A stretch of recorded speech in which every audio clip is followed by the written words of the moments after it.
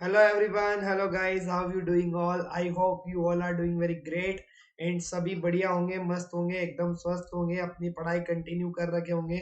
So guys, if you are a new student on this channel, अगर आप पहली बार इस वीडियो को देख रहे हो, पहली बार हमारे चैनल पे आई है, तो प्लीज चैनल को सब्सक्राइब कीजिए और क्या कीजिए, बेल आइकन के ऊपर क्लिक कर दीजिए ताकि आपको इसके ऊपर होने वाली 9th क्लास की या अगर आप 10th क्लास के स्टूडेंट हो तो दोनों केसेस में आप क्या कर सकते हो, चैनल को सब्सक्राइब कर सकते हो, ज्वाइन कर सकते हो. अगर आप क्या करते हो, ज्वाइन करते हो, तो आपको मिलते हैं यहाँ पे लाइव क्लास. आप डेली क्या कर सकते हो, लाइव क्लासेस को अटेंड कर सकते हो. मोर देन 18 प्लस एजुकेटर्स इस पर्टिकुलर चैनल के ऊपर टीच करते हैं 9th और 10th के बच्चों को.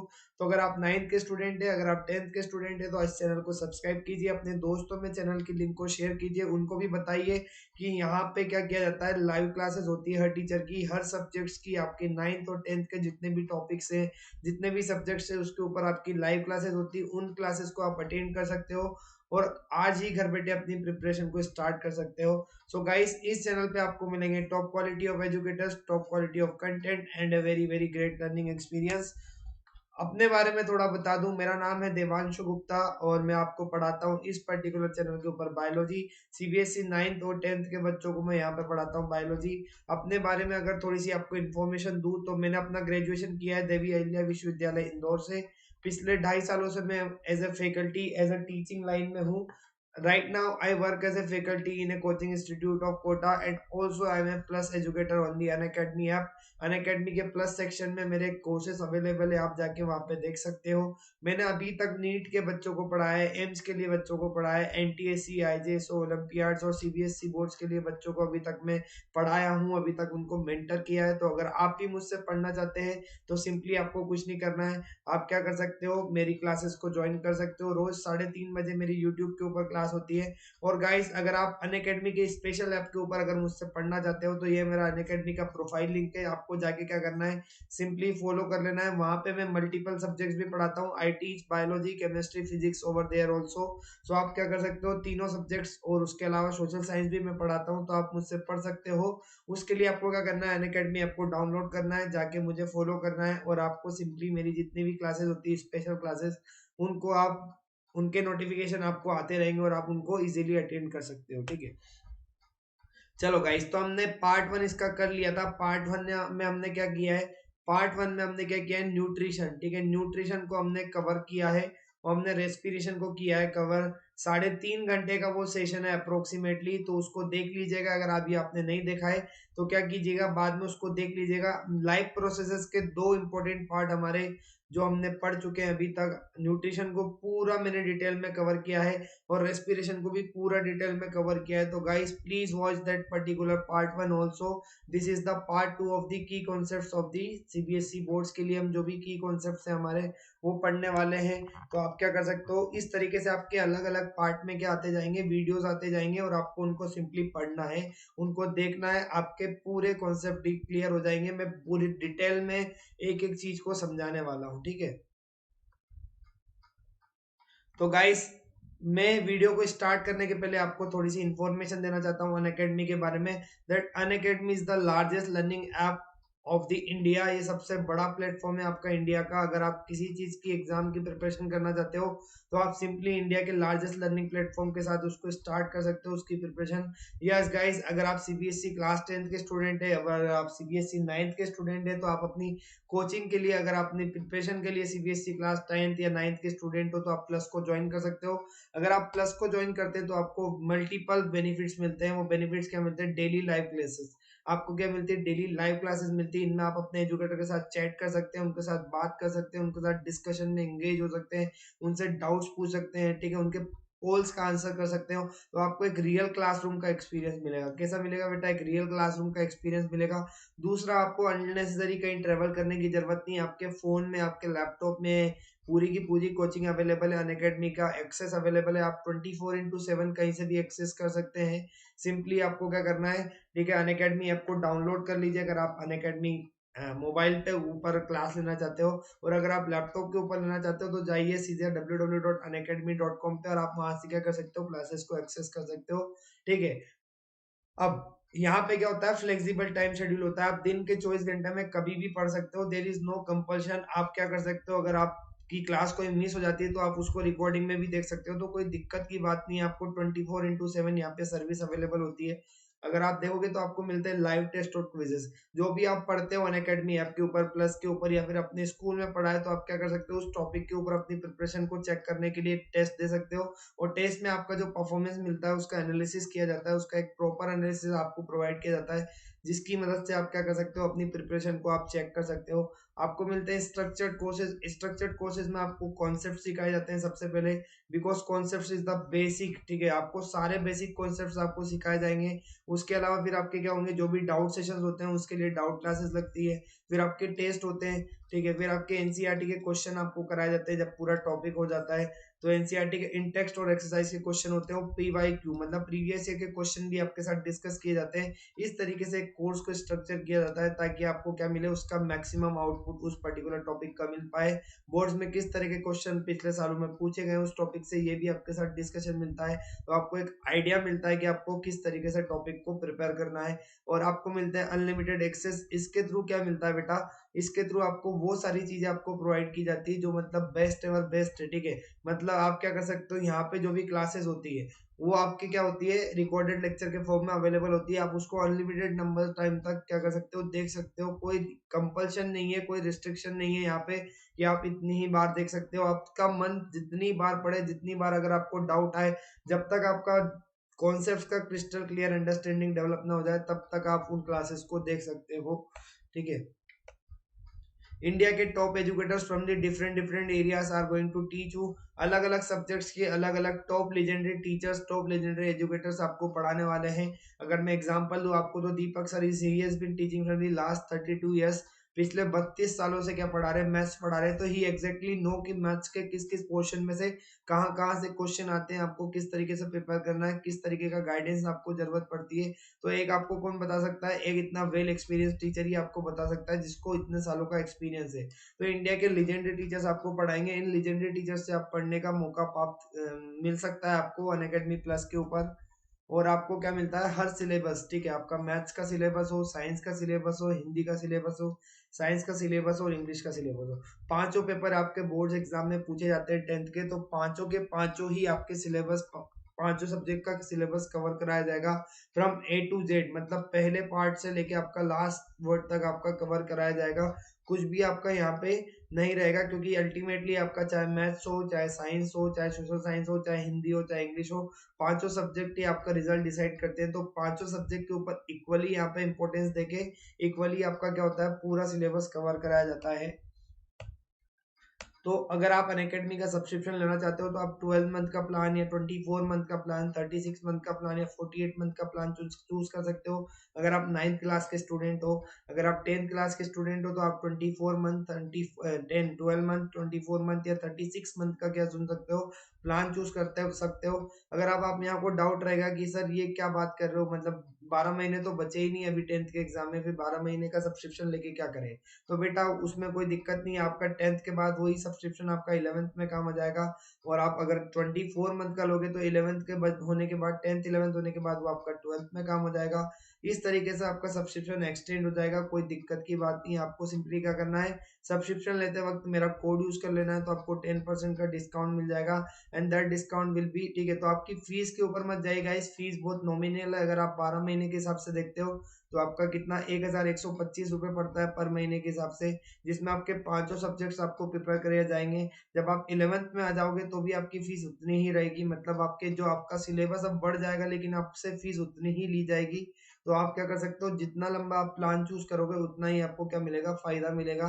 और गाइस आपको सिंपली क्या करना है, मेरा कोड यूज करना है, जिससे आपको 10% का डिस्काउंट मिल जाएगा, ठीक है। चलो तो गाइस सब्सक्रिप्शन ले लीजिए, इस कोड को यूज करिए और अपनी बिना रुकावट के अपनी प्रिपरेशन को एंजॉय कीजिए अनअकैडमी प्लस के ऊपर, ठीक है। चलो तो आज हम क्या पढ़ने वाले हैं, देखो इसके पहले वाले पार्ट में मैं ऑलरेडी पढ़ा चुका हूँ न्यूट्रिशन। न्यूट्रिशन में हमने क्या देखा था बेटा, न्यूट्रिशन में हमने देखा था पहला न्यूट्रिशन होता क्या है, न्यूट्रिशन की डेफिनेशन देखी हमने। फिर उसके बाद देखा हमने मोड्स ऑफ न्यूट्रिशन, फिर हमने देखा हेटरोट्रोफिक के 3 तरह के मोड, सेप्रोफाइटिक, पैरासाइटिक, होलोजोइक। फिर हमने देखा ऑटोट्रोफिक मोड ऑफ न्यूट्रिशन जिसके हमने पूरा फोटोसिंथेसिस पढ़ा, हमने फोटोसिंथेसिस की डेफिनेशन देखी, इक्वेशन देखी, कौन सा रॉ मटेरियल चाहिए होता है ये हमने देखा, फिर कौन कौन से ऐसे एलिमेंट्स होते हैं जो जरूरी होते हैं फोटोसिंथेसिस के लिए ये हमने देखा, और फिर हमने आखिरी में देखा कौन कौन से इवेंट्स होते हैं फोटोसिंथेसिस में, तो ये भी हम देख चुके हैं। ठीक है, चलो उसके बाद हमने स्टार्ट किया था ह्यूमन डाइजेस्टिव सिस्टम, मतलब आपका ह्यूमन में किस तरीके से न्यूट्रिशन होता है। तो हमने पूरा डाइजेस्टिव सिस्टम देखा, एलिमेंट्री कैनाल के अंदर हमने सारे ऑर्गन्स को देखा, फिर हमने सारे डाइजेस्टिव ऑर्गन्स, उनके डाइजेस्टिव ग्लैंड्स, उनके फंक्शंस को देखा।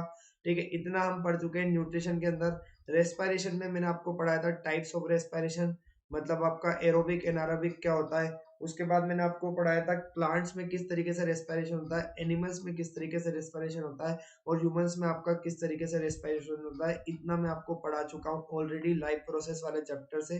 ठीक है, तो उस पार्ट 1 वाले वीडियो को आप देख सकते हो, कोई दिक्कत की बात नहीं है। ठीक है, 3.5 घंटे के अप्रोक्सीमेटली वीडियो है, तो आप जब भी चाहे देख सकते हो उसको। ठीक है, अब हम पढ़ने वाले हैं ट्रांसपोर्टेशन पढ़ेंगे हम, और एक पढ़ेंगे एक्सक्रीशन। ठीक है, तो 2 टॉपिक को मैं ऑलरेडी कवर कर चुका हूं, और 2 टॉपिक को मैं इस वीडियो में कवर करने वाला हूं, जो है आपका, ठीक है, ट्रांसपोर्टेशन, और एक है आपका एक्सक्रीशन। ठीक है, तो गाइस रेडी हो आप सभी लोग?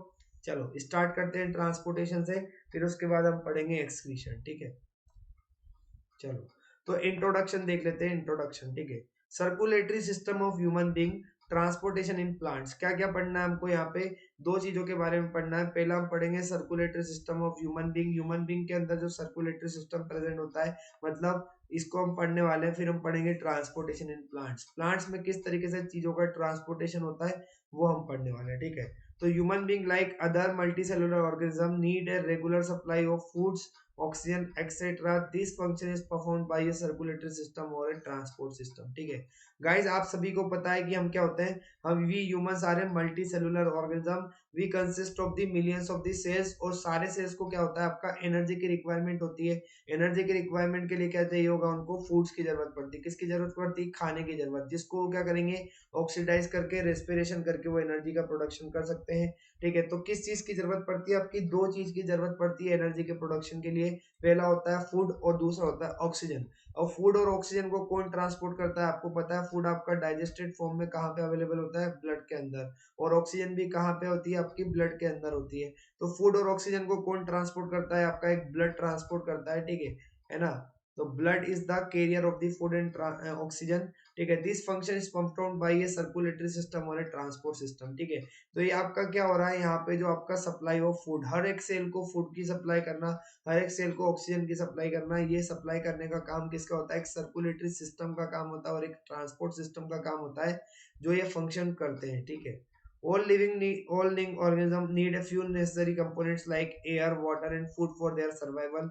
ये हमको पता है कि हर इंसान को क्या चाहिए होते हैं? 3 बेसिक कंपोनेंट्स चाहिए होते हैं। पहला होता है आपका एयर, दूसरा होता है वाटर, और तीसरा होता है फूड। अगर उसको सस्टेन करना है, उसको प्रोलॉन्ग टाइम तक क्या करना है? जिंदा रहना है। तो ठीक है, on our regular basis animals ensure this elements bye breathing, drinking and eating. ठीक है, तो हम क्या करते हैं? एनिमल्स इन एलिमेंट्स को किस तरीके से रिसीव करते हैं? अगर आप देखोगे तो ब्रीदिंग करते हैं तो उसको क्या मिल जाती है? एयर मिल जाती है। चलो अच्छी बात है।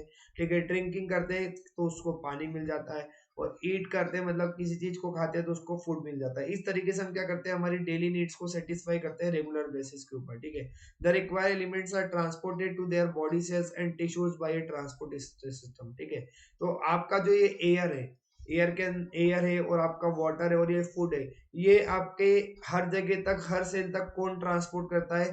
तो आपके हर एक बॉडी सेल तक ट्रांसपोर्ट करने के लिए आपका एक ट्रांसपोर्टेशन सिस्टम होता है, जो आपका वर्क करता है, जो क्या करता है?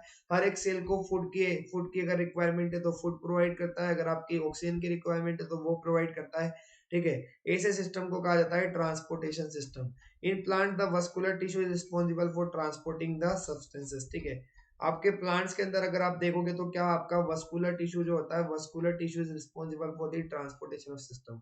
अब वस्कुलर टिश्यू में 2 आते हैं आपके, एक होता है जाइलम और एक होता है फ्लोएम। ठीक है, तो दोनों की ही बात हो रही है यहाँ पे। जाइलम और फ्लोएम क्या होते हैं आपके? वो रिस्पॉन्सिबल होते हैं प्लांट्स के अंदर, उनको ही क्या कहा जाता है? वस्कुलर टिश्यू कहा जाता है। ठीक है, जो क्या करते हैं? सब्सटेंसेस को क्या करते हैं? मूवमेंट करते हैं, सब्सटेंसेस को ट्रांसपोर्ट करते हैं एक जगह से दूसरी जगह के अंदर। तो वो कौन करता है? आपका मस्कुलर टिश्यू करता है प्लांट्स के अंदर, और एनिमल्स के अंदर कौन करता है बेटा, एनिमल्स के अंदर करता है आपका ट्रांसपोर्टेटरी सिस्टम। ठीक है, तो अब हम पढ़ेंगे transportation in human beings. Human beings के अंदर ट्रांसपोर्टेशन का प्रोसेस किस तरीके से होता है। ठीक है, तो ह्यूमन बींग्स के अंदर पूरा सर्कुलेटरी सिस्टम का एक प्रोसेस है, पूरा एक सिस्टम है जो उसके अंदर अलग अलग ऑर्गन्स आते हैं। तो सबसे पहले जो सबसे इंपॉर्टेंट ऑर्गन है आपका वो होता है हार्ट। वो क्या होता है बेटा, वो हार्ट होता है। ठीक है, तो हार्ट क्या है आपका, हार्ट एक मस्कुलर ऑर्गन है। क्या है, मस्कुलर ऑर्गन है। कैसी मसल्स का बना हुआ है, आपकी कार्डियक मसल्स का। और कार्डियक मसल्स की क्या प्रॉपर्टी होती है बेटा, cardiac muscles are the involuntary. कैसी होती है, इनवॉलेंट्री। आप इसको अपनी मर्जी से नहीं रोक सकते, ये लगातार वर्क करती जाती है, जिंदगी में कभी नहीं थकती है मसले। ठीक है, जब थक जाती है मतलब समझ लो आपका क्या हो गया, टाई टाई फिश हो गया, आपका क्या हो गया, द एंड हो गया। ठीक है, तो कार्डियक मसल्स अगर आपका क्या कर दे, काम करना बंद कर दे, तो ये समझ जाना कि आपका क्या हो गया, द एंड हो गया। क्योंकि दीज मसल्स, ठीक है, start working from the birth. जब आपकी बर्थ होती है तब से काम करती है, और जब से लेके कहाँ तक काम करती है, आपकी डेथ तक बिना रुके बिना थके आपकी क्या करती है, काम करती है। ठीक है, तो this is a special property of the cardiac muscle. It is so small that it can fit inside the adult wrist. आपका जो हार्ट का जो साइज होता है वो इतना छोटा होता है कि आपकी, अगर आप देखोगे तो आपकी क्या हो जाएगी, ये जो रिस्ट होती है आपकी, ठीक है, ये जो क्या होती है आपकी रिस्ट होती है। ठीक है, ये आपकी, ठीक है, रिस्ट के, सॉरी रिस्ट नहीं फिस्ट लिखा है यहाँ पे, क्या आएगा, फिस्ट आएगा। ठीक है, एक एडल्ट की मुट्ठी के बराबर, एक एडल्ट की मुट्ठी के बराबर आपका साइज होता है हार्ट का। ठीक है, तो सपोज मैं एडल्ट हूँ और मेरी क्या, ये जो मुट्ठी है, इस मुट्ठी के बराबर क्या होती है, हार्ट की साइज होती है। ठीक है, the heart is a pumping organ. Heart क्या है आपका, एक पंपिंग ऑर्गन है which pumps the blood. The human heart is composed of the four chambers, that is right atrium, right ventricle, left ventricle and left atrium। ठीक है, ठीक है, तो क्या होता है बेटा, अगर आप देखोगे तो ह्यूमन का हार्ट किसका बना हुआ है, चार चेंबर्स का बना हुआ है। पहला चेंबर होता है आपका राइट एट्रियम, दूसरा चेंबर होता है राइट वेंट्रिकल, तीसरा चेंबर होता है आपका लेफ्ट वेंट्रिकल, और चौथा सॉरी तीसरा है आपका चेंबर होता है लेफ्ट एट्रियम, और चौथा होता है आपका लेफ्ट वेंट्रिकल। ठीक है, चलो। और सिस्टोल और डायस्टोल क्या होते हैं, तो सिस्टोल क्या होता है, contraction of cardiac muscles is called the systole. ठीक है, जब आपकी हार्ट की मसल्स क्या करती है, जब कॉन्ट्रैक्ट करती है तो उसको कहा जाता है आपका सिस्टोल। और डायस्टोल किसको कहते हैं, डायस्टोल मतलब आपका जब क्या करती है, हार्ट की मसल्स क्या करती हैं आपकी, ठीक है, रिलैक्स होती है, तो उसको कहा जाता है आपका सिस्टोल। तो ये दो तरह के वर्ड आपको याद रखना है यहाँ पे। ठीक है, तो इस सर्कुलेटरी सिस्टम का सबसे इंपॉर्टेंट पार्ट होता है आपका ब्लड। कौन होता है बेटा, blood is the most important part of that circulatory system which we need to study कि ब्लड आखिर में होता क्या है। हमने अभी तक पढ़ा है कि आपका फूड का ट्रांसपोर्ट कौन कर रहा है, ब्लड कर रहा है। ठीक है, एक सर्कुलेटरी सिस्टम के अंदर कौन सा लिक्विड फ्लो करता है, ब्लड करता है। ये आपको, मुझे, हम सबको बताने, मतलब पता है, इसको बताने की कोई जरूरत नहीं है। ठीक है, तो ब्लड क्या होता है, blood is the only fluid connective tissue. क्या है, आपका अकेला ऐसा कनेक्टिव टिश्यू है जो आपकी बॉडी के अंदर प्रेजेंट होता है। ठीक है, and plays a significant role in the transporting a wide variety of the substances to the different part of the body। ठीक है, तो ब्लड का काम क्या होता है बेटा, ब्लड का काम क्या होता है, एक सिग्निफिकेंट रोल प्ले करता है आपका किस चीज में, in transporting a wide variety of the substances to the different parts of the body. ठीक है, ये क्या करता है, बॉडी के हर पार्ट तक आपकी जो अलग अलग सब्सटेंसेस होती है उनको प्रोवाइड करने में, उनको पहुंचाने में हेल्प करता है। तो this plays a very very significant role in the transportation. ठीक है, कि आपका ब्लड का काम क्या होता है, बहुत ही मेजर ट्रांसपोर्ट, मतलब बहुत ही मेजर फंक्शन होता है आपका ट्रांसपोर्टेटरी सिस्टम में। The main components of blood include RBCs, ठीक है, डब्ल्यूबीसीज, ब्लड प्लेटलेट्स एंड प्लाज्मा। ठीक है, क्या होते हैं आपके, दो तरह के कंपोनेंट पाए जाते हैं ब्लड के अंदर। एक होते हैं आपके प्लाज्मा, और दूसरे होते हैं आपके फॉर्म्ड एलिमेंट्स। दूसरे क्या होते हैं, फॉर्म्ड एलिमेंट्स। इसी फॉर्म्ड एलिमेंट्स के अंदर आते हैं आपके आरबीसी, डब्ल्यूबीसी, और आपके क्या आते हैं, आपके प्लेटलेट्स आते हैं। ठीक है, तो तीन आपका क्या होता है, ब्लड आपका दो चीजों से मिलकर बना हुआ होता है। एक होता है प्लाज्मा, दूसरा होता है फॉर्म्ड एलिमेंट्स। ठीक है, the blood is the main component of the human circulatory system. ठीक है, अगर ब्लड आपका क्या है, अगर आप देखोगे तो ब्लड क्या होता है, blood is the main component of the human circulatory system. अगर ब्लड ही नहीं रहे अगर आपका, तो क्या होगा, ब्लड ही नहीं रहेगा तो ये ह्यूमन सर्कुलेटरी सिस्टम आपका काम ही नहीं कर पाएगा। ठीक है, तो these are the main functions of the human circulatory system. अगर आप देखोगे तो the main functions of the blood, blood के जो मेन फंक्शंस है उसमें क्या क्या आता है, ब्लड क्या करता है आपका, बॉडी टेम्परेचर को रेगुलेट करता है, बॉडी टेम्परेचर को रेगुलेट करने में हेल्प करता है। ठीक है, अगर आप देखोगे तो functions of the blood includes the regulates the body temperature.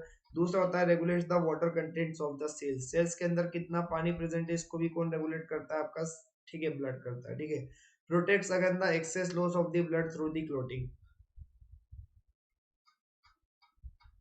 ठीक है, तो अगर आपका क्या हो जाता है, किसी तरह की क्लोटिंग हो जाती है, अगर आपको किसी तरह की इंजरी हो जाती है जहां से आपका क्या हो रहा है, ब्लड का लॉस हो रहा है काफी ज्यादा, ठीक है, तो उससे भी कौन बचाता है आपका, उससे भी आपका, ठीक है, क्लोटिंग वगैरह करके आपका ब्लड क्या करता है, ये भी आपका ब्लड का फंक्शन होता है, ठीक है। Regulates the pH by interacting with the acids and bases, ठीक है, आपकी पीएच को क्या करता है, रेगुलेट करते रहता है ब्लड, ताकि क्या कर सके आपका, ठीक है, पीएच को मेंटेन करके रख सके। Involved in the transportation of gases, enzymes, nutrition, hormones and other molecules to the respective parts of the body, ठीक है। इसका काम एक और क्या भी होता है कि आपका क्या होता है, गैसेस का ट्रांसपोर्टेशन करना, एंजाइम्स का ट्रांसपोर्टेशन करना, न्यूट्रिएंट हार्मोन्स का क्या करना, ट्रांसपोर्टेशन करना, and the other molecules to respective part of the body, ताकि क्या कर सके आपके हर इंसान को क्या मिल सके, जो भी आपके जरूरत के सामान है, ठीक है, जो भी क्या है आपके, ठीक है, हर इंसान को नहीं, मतलब हर ऑर्गन को आपके क्या मिल सके, जरूरत की, जैसे कि आपकी ऑक्सीजन की जरूरत है तो वो मिल जाए, उसको फूड की जरूरत है तो वो मिल जाए, ठीक है। तो आपका क्या करता है, इस तरीके से फंक्शंस को क्या करता है आपका, कैरी आउट करता है ब्लड, ठीक है।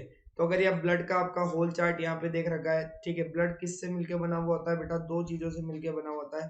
पहला होता है प्लाज्मा, दूसरा होता है फॉर्म्ड एलिमेंट्स, ठीक है। पहला क्या होता है बेटा, प्लाज्मा होता है, दूसरा होता है फॉर्म्ड एलिमेंट्स। अगर यहाँ पे अगर मैं आपको थोड़ा सा एक रेशियो बताऊं, तो 100% अगर आपका जो टोटल ब्लड है, टोटल ब्लड में से क्या होता है, 55% इज दी प्लाज्मा, 55% क्या होता है आपका, प्लाज्मा होता है, और 45% क्या होता है बेटा, 45% आपके फॉर्म्ड एलिमेंट्स होते हैं, ठीक है।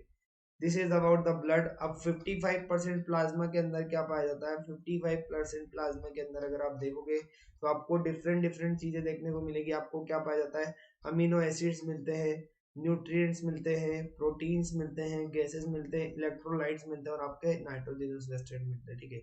इसके अलावा एक चीज और मिलता है, वो होता है आपका वाटर, ठीक है। तो प्लाज्मा के अंदर क्या क्या पाया जाता है बेटा, प्लाज्मा के अंदर 55% ऑफ द टोटल ब्लड की जो वॉल्यूम होती है उसको कौन कवर करता है, प्लाज्मा कवर करता है। और प्लाज्मा के अंदर आपके प्रोटीन्स पाए जाते हैं, न्यूट्रिएंट्स पाए जाते हैं, नाइट्रोजनस वेस्ट, इलेक्ट्रोलाइट्स और गैसियस, ठीक है। उसके बाद अगर आप देखोगे तो एक चीज और पाई जाती है, प्रोटीन्स। अब इन प्रोटीन्स के अंदर क्या होता है, इन प्रोटीन्स के अंदर तीन तरह के प्रोटीन पाए जाते हैं। पहला होता है आपका एल्ब्यूमिन, दूसरा होता है आपका फाइब्रिनोजन, और तीसरा होता है आपका ग्लोबुलिन, ठीक है। ये जो क्या होते हैं आपके, ये काफी काफी टाइम से क्या है आपके प्लाज्मा के पार्ट होते हैं, जिसमें प्लाज्मा के जो पार्ट होते हैं, टोटल पार्ट क्या होते हैं आपके, तीन तरह के प्रोटीन्स पाए जाते हैं। पहला होता है एल्ब्यूमिन, दूसरा होता है फाइब्रिनोजन, तीसरा होता है ग्लोबुलिन, ठीक है। These are very very important proteins which need to be, ठीक है, जिनको क्या है आपका, जो आपके प्लाज्मा के अंदर पाए जाते हैं। और प्लाज्मा क्या है आपका, टोटल ब्लड का 55% है, ठीक है। चलो, दूसरे होते हैं आपके फॉर्म्ड एलिमेंट्स। फॉर्म्ड एलिमेंट्स कितने होते हैं टोटल आपके, 45% होते हैं। कितने होते हैं बेटा, 45% आपके होते हैं, जिसके अंदर क्या होती है आपकी, जिसके अंदर अगर आपके तीन तरह के सेल पाए जाते हैं, तीन तरह के सेल पाए जाते हैं। पहले होते हैं आपके आरबीसी, क्या होते हैं, पहले आरबीसी जिसको एरिथ्रोसाइट्स भी बोला जाता है, दूसरे होते हैं आपके ल्यूकोसाइट्स जिनको कहा जाता है डब्ल्यूबीसीज, ठीक है, और तीसरे होते हैं आपके प्लेटलेट्स जिनको कहा जाता है थ्रोम्बोसाइट्स, ठीक है। तो इस तरीके से आपका ब्लड का टोटल डिवीजन है। ये आपका पूरा चार्ट है, अगर आप चाहो तो याद कर सकते हो, ठीक है। ब्लड आपका क्या होता है, टोटल अगर 100% का वॉल्यूम है तो उसमें 55 क्या होता है, प्लाज्मा होता है, और 45% होता है आपका फॉर्म्ड एलिमेंट्स, ठीक है। इज दैट क्लियर बेटा, ठीक है। चलो, ठीक है। Components of the blood, blood के कंपोनेंट क्या क्या होते हैं, ठीक है। अभी मैंने आपको बताया ब्लड के कंपोनेंट क्या क्या होते हैं बेटा। ब्लड के कंपोनेंट होते हैं आपका, एक होता है प्लाज्मा और दूसरे होते हैं आपके फॉर्म्ड एलिमेंट्स, ठीक है।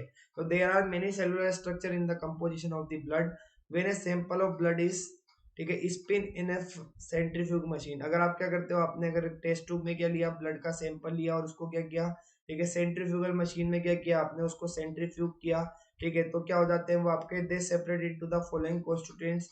वो क्या कर जाते हैं आपके, तीन चीजों में आपके सेपरेट हो जाते हैं। पहला होता है आपका प्लाज्मा, दूसरा होता है आपका बफी कोट, एंड तीसरा होता है आपका एरिथ्रोसाइट्स, ठीक है। चलो, तो ये तीनों तीनों जो यहाँ पे जो तीनों आपके क्या आए हैं, तीनों अलग अलग आपके जो चीजें देखने को मिली है, तीनों क्या करते हैं, तीनों अलग अलग चीजों को शो करते हैं। सबसे पहले हम देख लेते हैं प्लाज्मा। प्लाज्मा होता कैसा है, तो प्लाज्मा क्या है बेटा, इट इज ए क्लियर, कैसा होता है, क्लियर होता है, स्लाइटली स्टिकी, कैसा होता है, स्लाइटली स्टिकी होता है, ठीक है। तो प्लाज्मा क्या होता है आपका, क्लियर होता है, स्लाइटली स्टिकी होता है, और कैसा होता है, थोड़ा पेल येलो होता है कलर में। कैसा होता है बेटा, पेल येलो होता है, थोड़ा हल्का हल्का सा येलोइश होता है करंट कलर में। that contains the dissolved proteins, mineral ions, glucose, hormones, carbon dioxide including the blood cells. ठीक है, तो उसके अंदर क्या, उसके पास क्या क्या अभी अगर आप देखोगे, ठीक है, तो इस पर्टिकुलर येलोइश कलर लिक्विड के अंदर क्या होते हैं, आपके डिसोल्व प्रोटीन्स पाए जाते हैं, मिनरल आयंस पाए जाते हैं, ग्लूकोज पाया जाता है, हार्मोन्स पाया जाता है, कार्बन डाइऑक्साइड पाया जाता है। ठीक है, चलो, तो आपका टोटल प्लाज्मा जो है 100% ऑफ द प्लाज्मा में से क्या होता है, 90% आपका क्या होता है, 90% of the plasma is made up of the water. किसका बना हुआ होता है, वाटर का बना हुआ होता है। ठीक है, वाटर का बना हुआ है। उसके बाद अगर आप देखोगे तो 6% जो है आपके, वो 6% क्या होते हैं, ये 6% जो आपके हैं, ठीक है, ये क्या है आपके, ठीक है, तीन तरह के प्रोटीन्स बनाते हैं। कौन से, अभी हमने देखा था एल्बुमिन, ग्लोबुलिन और आपका क्या था एक और, बताओ फटाफट से कौन कौन से बनाते हैं। तीन तरह के आपके प्रोटीन्स बनाते हैं, जो तीन तरह के प्रोटीन्स प्रेजेंट होते हैं। 90% वाटर होता है, 6% आपके होते हैं तीन तरह के प्रोटीन। पहला होता है एल्ब्यूमिन, दूसरा होता है ग्लोबुलिन और तीसरा क्या होता है बेटा, फटाफट बताओ। ठीक है, तीसरा होता है आपका फाइब्रिनोजन। तीसरा क्या होता है, फाइब्रिनोजन होता है। ठीक है, ठीक है। एल्बुमिन का काम क्या होता है, albumin is the main protein in the plasma. Plasma का सबसे मेन इंपॉर्टेंट प्रोटीन होता है, जिसका काम क्या होता है, which regulates the osmotic blood pressure. जो आपका क्या करता है, blood pressure, osmotic blood pressure को मेंटेन करके रखता है। 55% of the total fluid is made up of the plasma.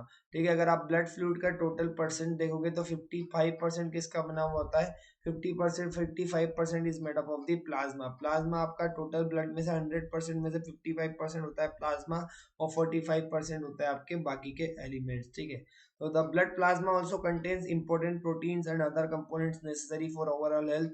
Hence blood plasma transfusions are given to the patients with liver failure and life threatening injuries. ठीक है, अगर कोई इंसान है अगर आपका, जिसके अंदर क्या होते हैं, ठीक है, जिसको काफी ज्यादा हेल्थ इश्यूज है, ठीक है, तो blood plasma also contain important proteins.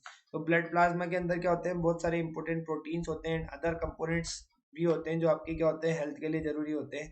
ठीक है, hence blood plasma transfusions are given to the patients. ठीक है, तो ब्लड प्लाज्मा के ट्रांसफ्यूजन किसको दिए जाते हैं, उन पेशेंट्स को दिए जाते हैं जिनका क्या होता है, लीवर का क्या होता है, लीवर फेलियर हो चुका है और इनको क्या है, आपकी लाइफ थ्रेटनिंग इंजरीज है। ऐसे लोगों को क्या दिया जाता है, ऐसे लोगों को आपका क्या दिया जाता है, ब्लड प्लाज्मा का ट्रांसफ्यूजन किया जाता है। ठीक है, ठीक है, ये अगर आप देखोगे तो आपका क्या है, ये आपका प्लाज्मा है। अगर आप यहाँ पे देख सकते हैं तो अगर आपको दिख रहा है, ये आपका प्लाज्मा है।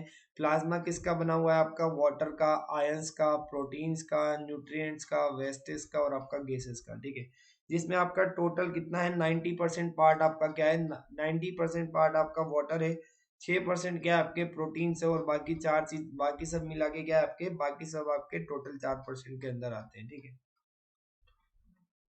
तो ये आपने क्या किया, ये आपने टेस्ट ट्यूब को क्या किया, सेंट्रीफ्यूग किया जब आपने, तो आपको क्या दिखा, ऊपर की तरफ आपको प्लाज्मा दिखा, नीचे की तरफ आपको आरबीसी दिखे और बीच में आपको जो बफी कोट आई, ये बफी कोट क्या थी, ये बफी कोट थी आपकी किसकी, व्हाइट ब्लड सेल्स और प्लेटलेट्स की। किसकी थी बेटा, ये आपकी बफी कोट जो है ये किसकी थी, व्हाइट ब्लड सेल्स और आपके किसकी थी, प्लेटलेट्स की। ठीक है, चलो,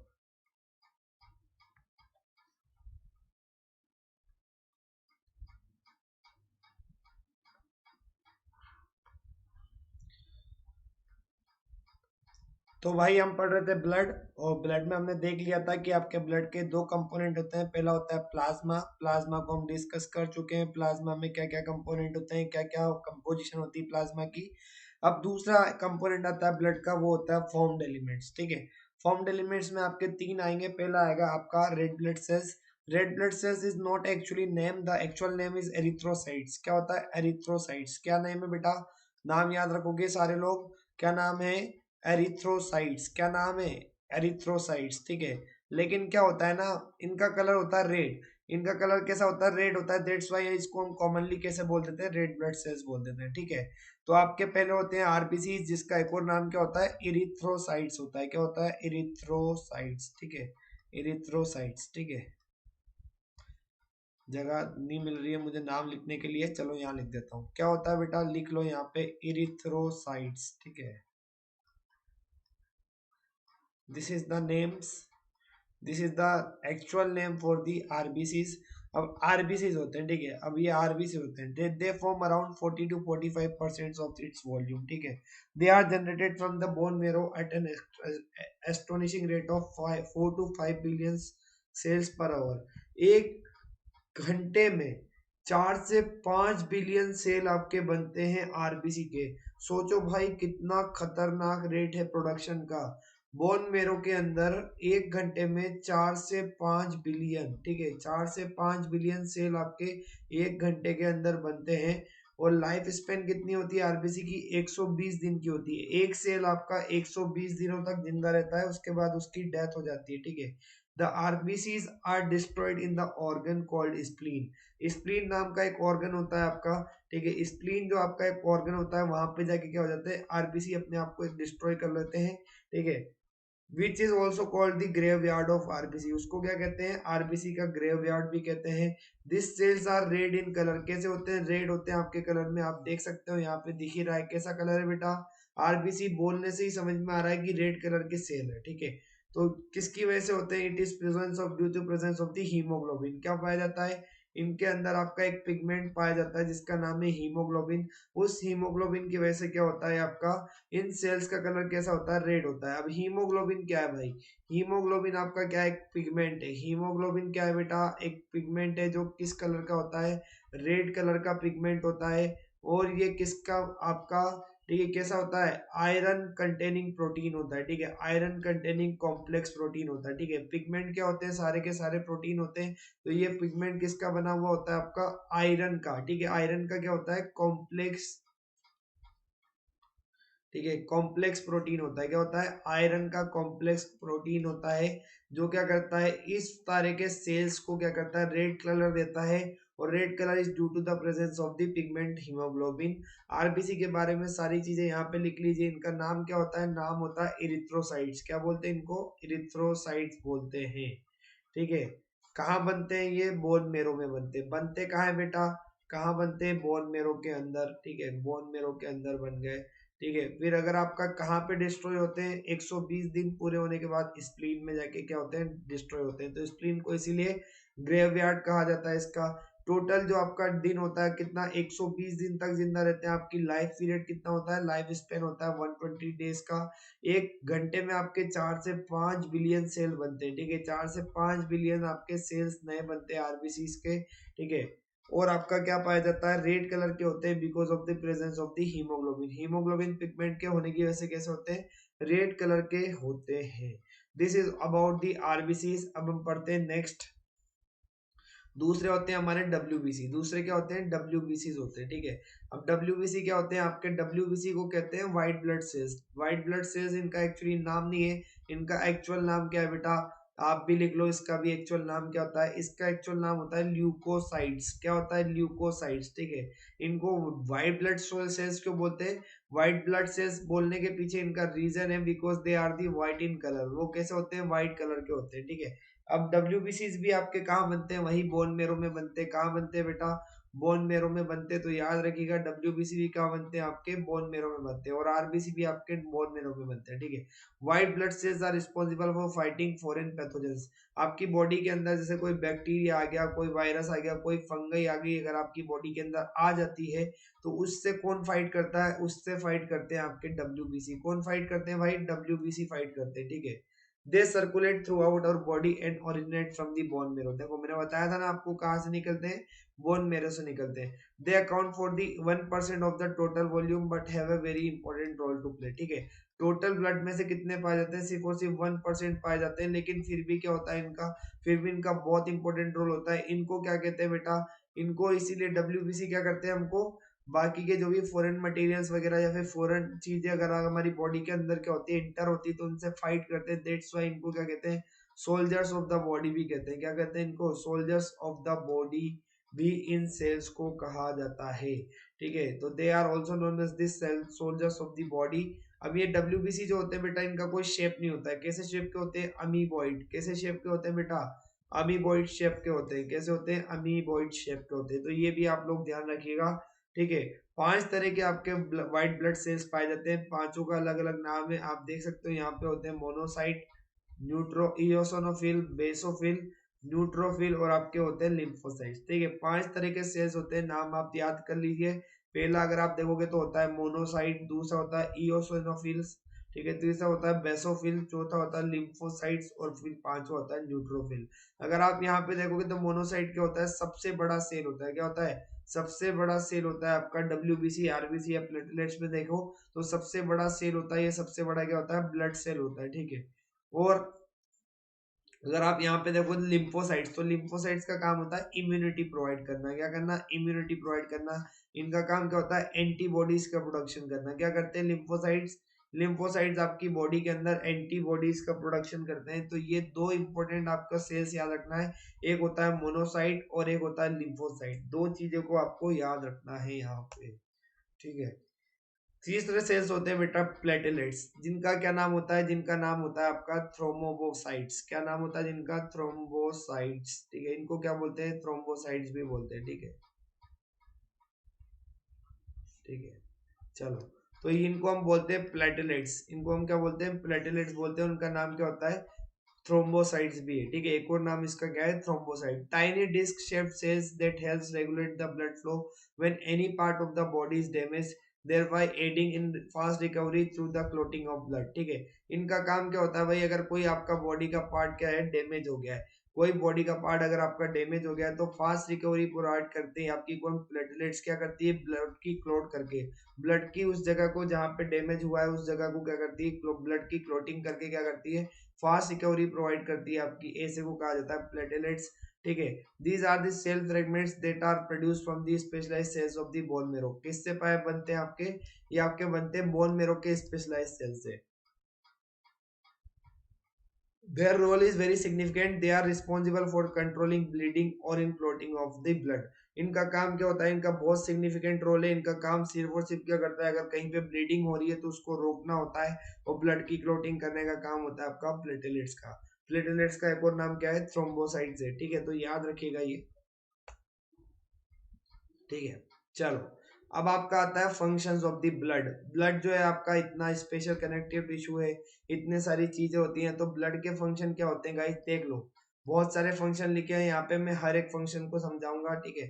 पहला फंक्शन होता है ट्रांसपोर्टेशन ऑफ हॉर्मोन्स। ठीक है। तो आपको पता है आपकी बॉडी में बहुत सारे ग्लैंड्स होते हैं जो क्या करते हैं, बहुत सारे एंडोक्राइन ग्लैंड्स है, जैसे आपका पिट्यूटरी हार्मोन हो गया, पिट्यूटरी ग्लैंड हो गया आपका। ठीक है। थायराइड ग्लैंड हो गया।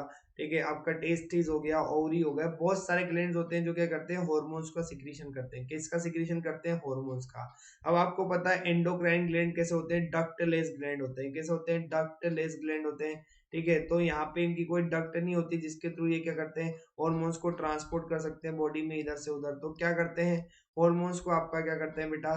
ठीक है। अब इन हॉर्मोन्स जो आपके प्रोड्यूस हो रहे हैं उनके क्या होते हैं, टारगेट ऑर्गन होते हैं। उनके क्या होते हैं, टारगेट ऑर्गन होते हैं। मतलब जो भी हार्मोन होता है वो क्या करता है, एक स्पेसिफिक टारगेट का उनका क्या होता है, एक स्पेसिफिक टारगेट होता है जिसके ऊपर वो एक्शन करते हैं। ठीक है। तो क्या किया जाता है ब्लड के थ्रू। ठीक है। तो क्या किया जाता है, ब्लड का जो प्लाज्मा होता है हमारा, ब्लड के अंदर जो प्लाज्मा होता है उसके अंदर ये हार्मोन्स को क्या किया जाता है, कैरी किया जाता है, उनको ट्रांसपोर्ट किया जाता है। ठीक है। ताकि क्या कर सके, हमारी प्रॉपर कोऑर्डिनेशन आ सके, मतलब वो बॉडी की जो वर्किंग है हमारी वो प्रॉपरली क्या कर सके, नॉर्मली चल सके।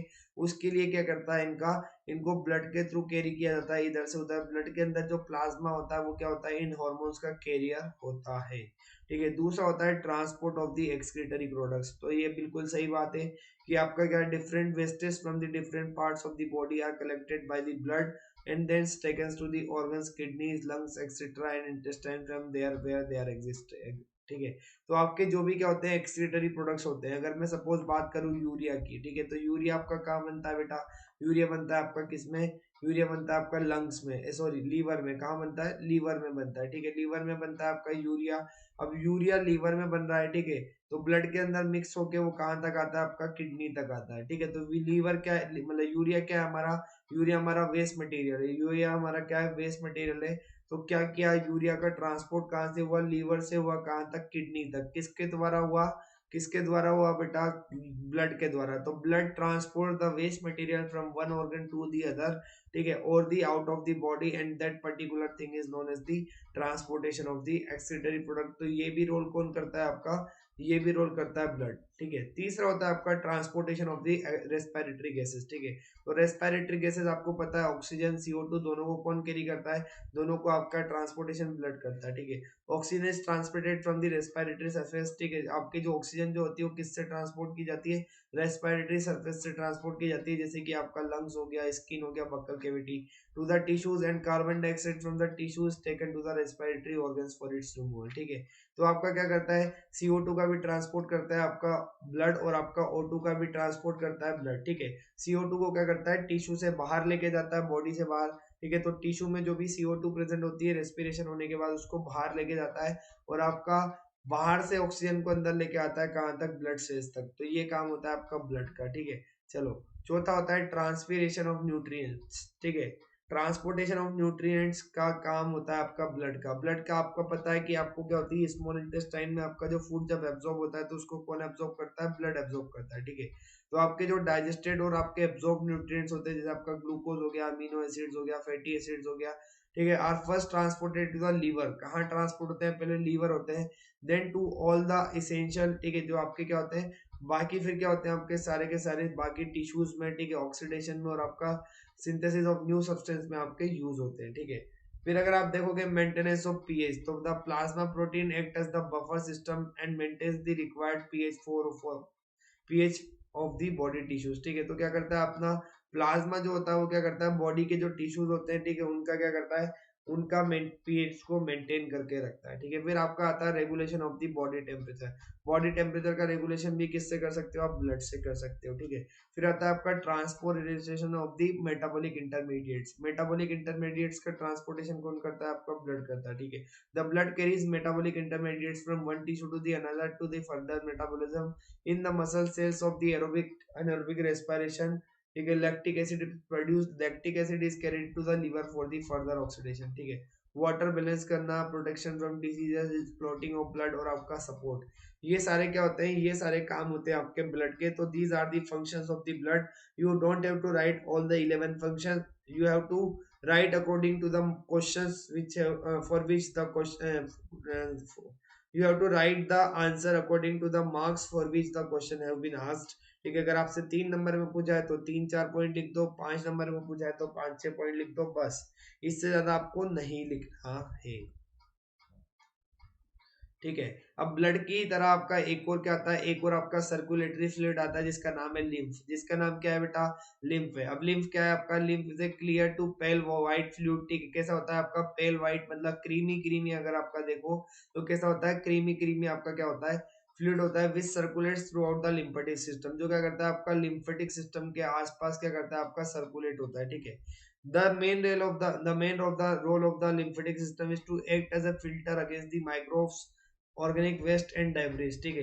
इनका काम क्या होता है आपका, ये एक फिल्टर की तरह क्या करते हैं, फिल्टर की तरह काम करते हैं, act as a filter against the microbes, organic waste and the debris, ठीक है। कंपोजिशन ऑफ लिम्फ, अब लिम्फ के अंदर क्या क्या पाया जाता है, ठीक है। तो लिम्फ के अंदर पाया जाता है lymph plasma, lymph corpuscles and lymphoid organs, ठीक है। The composition of the lymph is described below. Lymph का जो कंपोजिशन होता है वो आपका दो चीजों का बना हुआ होता है। पहला होता है आपका lymph plasma, it consist of less calcium, अगर आप देखोगे कंसिस्ट, ठीक है, तो यहाँ पे थोड़ा कैल्शियम होता है वो कम होता है, few blood proteins, less phosphorus and A high glucose concentration, ठीक है। तो लिम्फ प्लाज्मा के अंदर क्या होते हैं आपके, जो आपके ब्लड के प्लाज्मा के पास जो प्रोटीन्स होते हैं वो यहाँ पे एब्सेंट होते हैं ऑलमोस्ट, ठीक है। Globulin proteins, which are actual antibodies, are found in the lymph plasma. Other substances includes organic and inorganic substances, ठीक है। Lymph corpuscles, these corpuscles or these comprise the leukocytes and amoeboid cells, ठीक है। इनके अंदर क्या होते हैं, वो सारे सेल्स आते हैं, लिम्फ कॉर्पुसल्स के अंदर ल्यूकोसाइट्स भी आते हैं, और आपके क्या आते हैं, अमीबॉइड सेल्स भी आते हैं, ठीक है। लिम्फ के फंक्शन क्या होते हैं बेटा, lymph performs many functions. The few major functions of the lymph are mentioned below. It keeps the body cell moist. Body cells को क्या करता है, moist करके रखता है, ठीक है। It transport oxygen, hormones and nutrients to other parts, different parts of the body. Removes metabolic waste from their cells, ठीक है। तीसरा, it transport antibodies and the lymphocytes to the blood, ठीक है। क्या करता है आपका लिम्फ जो होता है आपका क्या करता है, एंटीबॉडीज और लिम्फोसाइट्स को आपका ब्लड तक ट्रांसपोर्ट करता है, maintaining the lymph composition of the tissue grid and the volume of the blood, ठीक है। तो यहाँ पे क्या आपको ध्यान रखना है कि आपका फंक्शन क्या होता है लिम्फ का एक और फंक्शन ये भी होता है कि maintaining the composition of tissue fluid, ठीक है। जो आपके टिश्यू फ्लूइड होते हैं टिश्यू के आसपास and the volume of the blood, इसको मेंटेन भी कौन करता है, इसको मेंटेन भी आपका लिम्फ करता है। Absorption of the fats from the small intestine through lymphatic vessels, ठीक है। And prevents invasion of the microbes and foreign substances inside the lymph nodes, ठीक है। चलो तो यहाँ पे डिफरेंस दिए आपको लिम्फ और ब्लड के बीच में। लिम्फ क्या है, आपका कलरलेस फ्लूइड है। अगर आपका ब्लड देखोगे तो कहते हैं आपका रेडिश कलर का फ्लूइड है। It is a part of lymphatic system, it is a part of circulatory system, it has in the body defence and is a part of the immune system, ठीक है। आपका lymph क्या करता है, आपका body defence में help करता है और आपका इम्यून सिस्टम का पार्ट होता है। और अगर आपका ब्लड का देखोगे तो ब्लड क्या होता है बेटा, blood it is associated with the circulation of oxygen. किसके काम में आता है, ऑक्सीजन के सर्कुलेशन में, कार्बन डाइऑक्साइड के ट्रांसपोर्टेशन में, न्यूट्रिएंट्स हार्मोन्स इसके ट्रांसपोर्टेशन में काम आता है, ठीक है। It contains the plasma as a lesser number of the WBC and platelets. Lymph के अंदर जो प्लाज्मा होता है, ठीक है, और प्लाज्मा के अलावा जो आपके WBC और प्लेटलेट्स के नंबर होते हैं वो क्या होते हैं, बहुत कम होते हैं। अगर आप यहीं पे देखोगे तो इसके अंदर क्या होते हैं, ब्लड के अंदर आपका प्लाज्मा भी होता है, RBC भी होता है और WBC और प्लेटलेट्स भी क्या होते हैं, बहुत ज्यादा नंबर में पाए जाते हैं, ठीक है। Carries less amount of oxygen and digested food, ठीक है। लिम्फ के अंदर क्या होता है, आपका बहुत कम ऑक्सीजन का अमाउंट जो होता है वो ट्रांसपोर्ट किया जाता है, ठीक है। और अगर आप देखोगे क्या, अगर आप देखोगे carries more amount of oxygen and undigested food. आपका ब्लड जो होता है, ब्लड के अंदर क्या होता है, आपका बहुत ज्यादा ऑक्सीजन रहता है और आपका क्या होता है, बहुत ज्यादा डाइजेस्टेड फूड आपका प्रेजेंट होता है, ठीक है। Lymph plasma lake proteins. Lymph plasma के अंदर आपके प्रोटीन नहीं पाए जाते हैं। क्या नहीं पाए जाते हैं, लिम्फ प्लाज्मा के अंदर आपके प्रोटीन्स नहीं पाए जाते हैं, ठीक है। Blood plasma consist of the proteins, calcium and the phosphorus, ठीक है। तो ये आपके डिफरेंस है।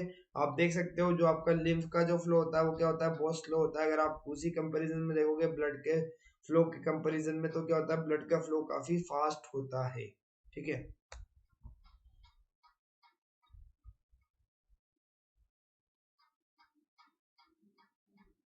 अब हम पढ़ने वाले हैं ब्लड वेसल्स, ठीक है। तो ब्लड वेसल्स क्या होती है, ब्लड वेसल्स वो नलियां होती है जिसके अंदर क्या करता है, ब्लड आपका फ्लो करता है, ठीक है। तो दीज आर द ट्यूब्स और the ducts which carry the blood through out the body. Blood vessels क्या होती है, वो सारी वेसल्स होती है जो क्या करती है, ब्लड को कैरी करती है आपके थ्रू आउट द बॉडी, ठीक है। तीन तरह के आपके ब्लड वेसल्स होते हैं। पहला होता है आपका आर्टरीज, दूसरा होता है वेन्स और तीसरा होता है ब्लड कैपिलरीज। ये तीन तरह की आपकी क्या होती है, तीन तरह की ब्लड वेसल्स पाई जाती है। Arteries carries the deoxygenated blood and veins carries the deoxygenated blood, ठीक है। तो आर्टरीज क्या करती है, आपकी arteries carry the oxygenated blood. कैसा कैरी करती है, ऑक्सीजनेटेड ब्लड को कैरी करती है। And carry the deoxygenated blood, और क्या करती है, आपका डीऑक्सीजनेटेड ब्लड को क्या कर देती है, ठीक है। अगर आप देखोगे तो उसको कौन कैरी करता है, उसको कैरी करता है आपका वेन्स। उसको कौन कैरी करता है बेटा, वेन्स कैरी करती है, ठीक है। Gaseous exchange takes place between the blood and the cells at the capillaries, ठीक है। तीसरी आपकी क्या होती है, कैपिलरीज होती है। कैपिलरीज के अंदर क्या होता है, gaseous exchange.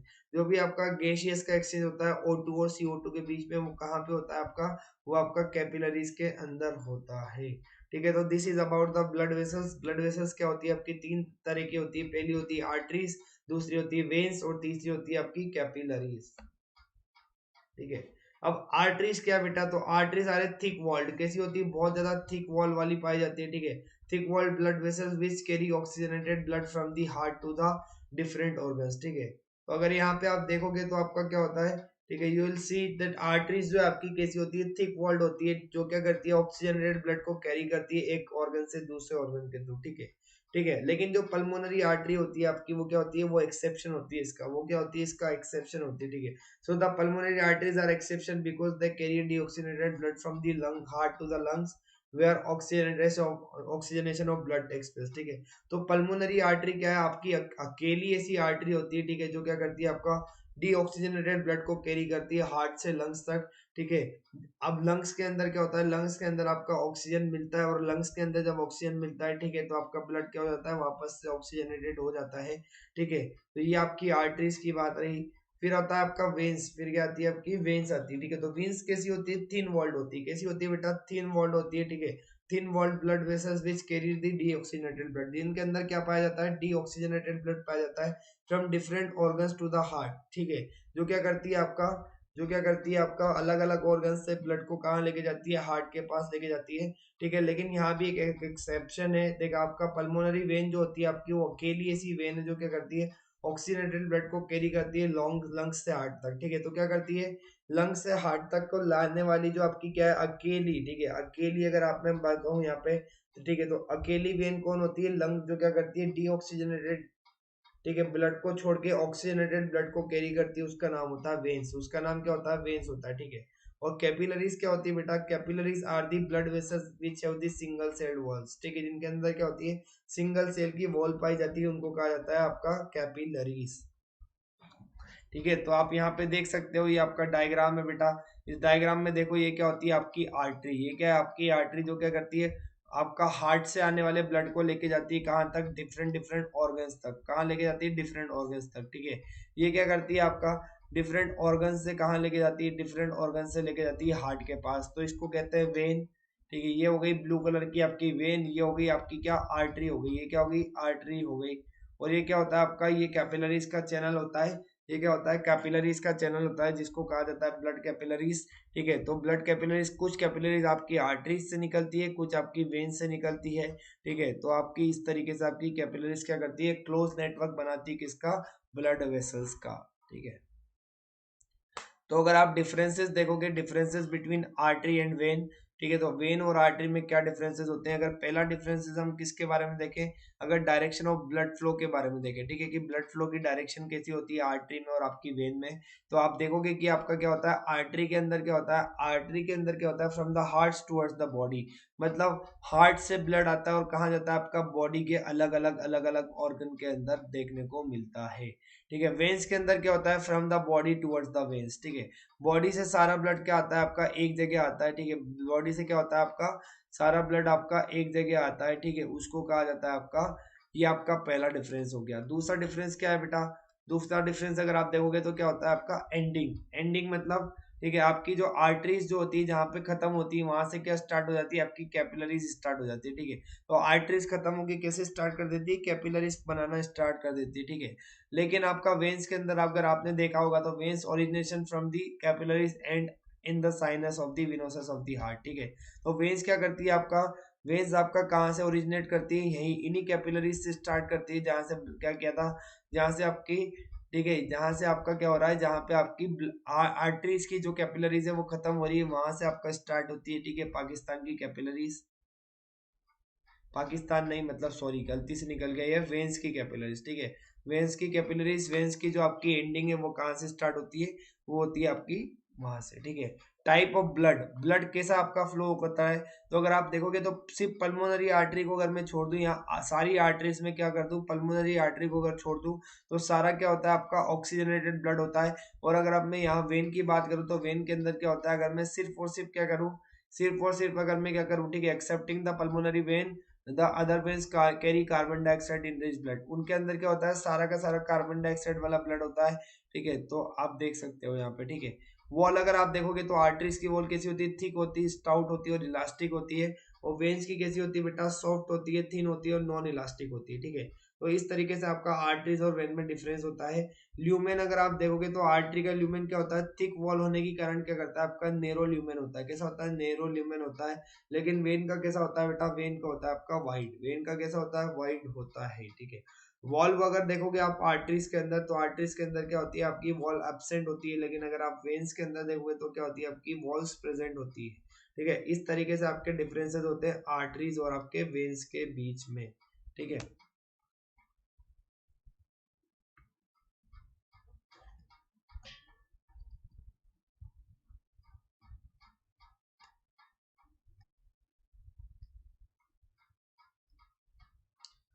Now we have to study about the structure of human heart. Human heart is one of the most important organ of our body. Without this the proper function of our body cannot takes place, ठीक है। हमारी body अच्छे से काम नहीं कर सकती अगर हमारा हार्ट अच्छे से काम नहीं कर रहा है, because heart is one of the major organ of the, और it is a very vital organ of our body, ठीक है। तो इसके बारे में हम पढ़ेंगे, तो हम देखो यहाँ पे मैं आपको ऑलरेडी पढ़ा चुका हूँ हार्ट क्या होता है, एक मस्कुलर ऑर्गन होता है जो किससे मिलके बना होता है आपका कार्डियक मसल से मिलके बना हुआ होता है, ठीक है।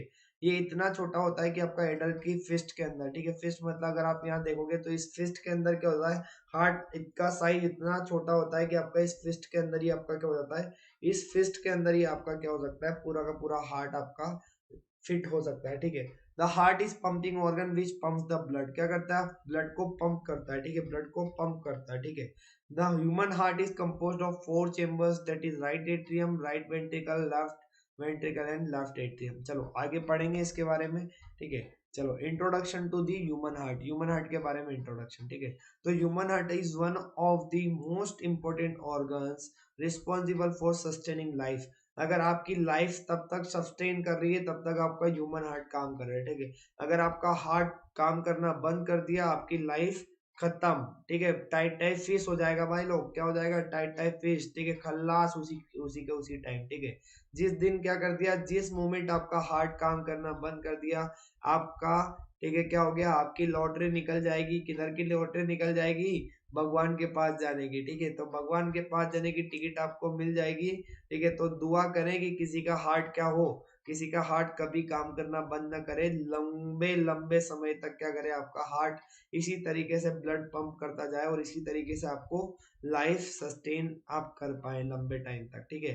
तो it is essentially a muscles about a size of the clenched fist. क्या होती है, हार्ट पूरा का पूरा किससे बना हुआ होता है, आपका मसल्स का बना हुआ होता है। कौन सी मसल्स का, कार्डियक मसल्स का, ठीक है।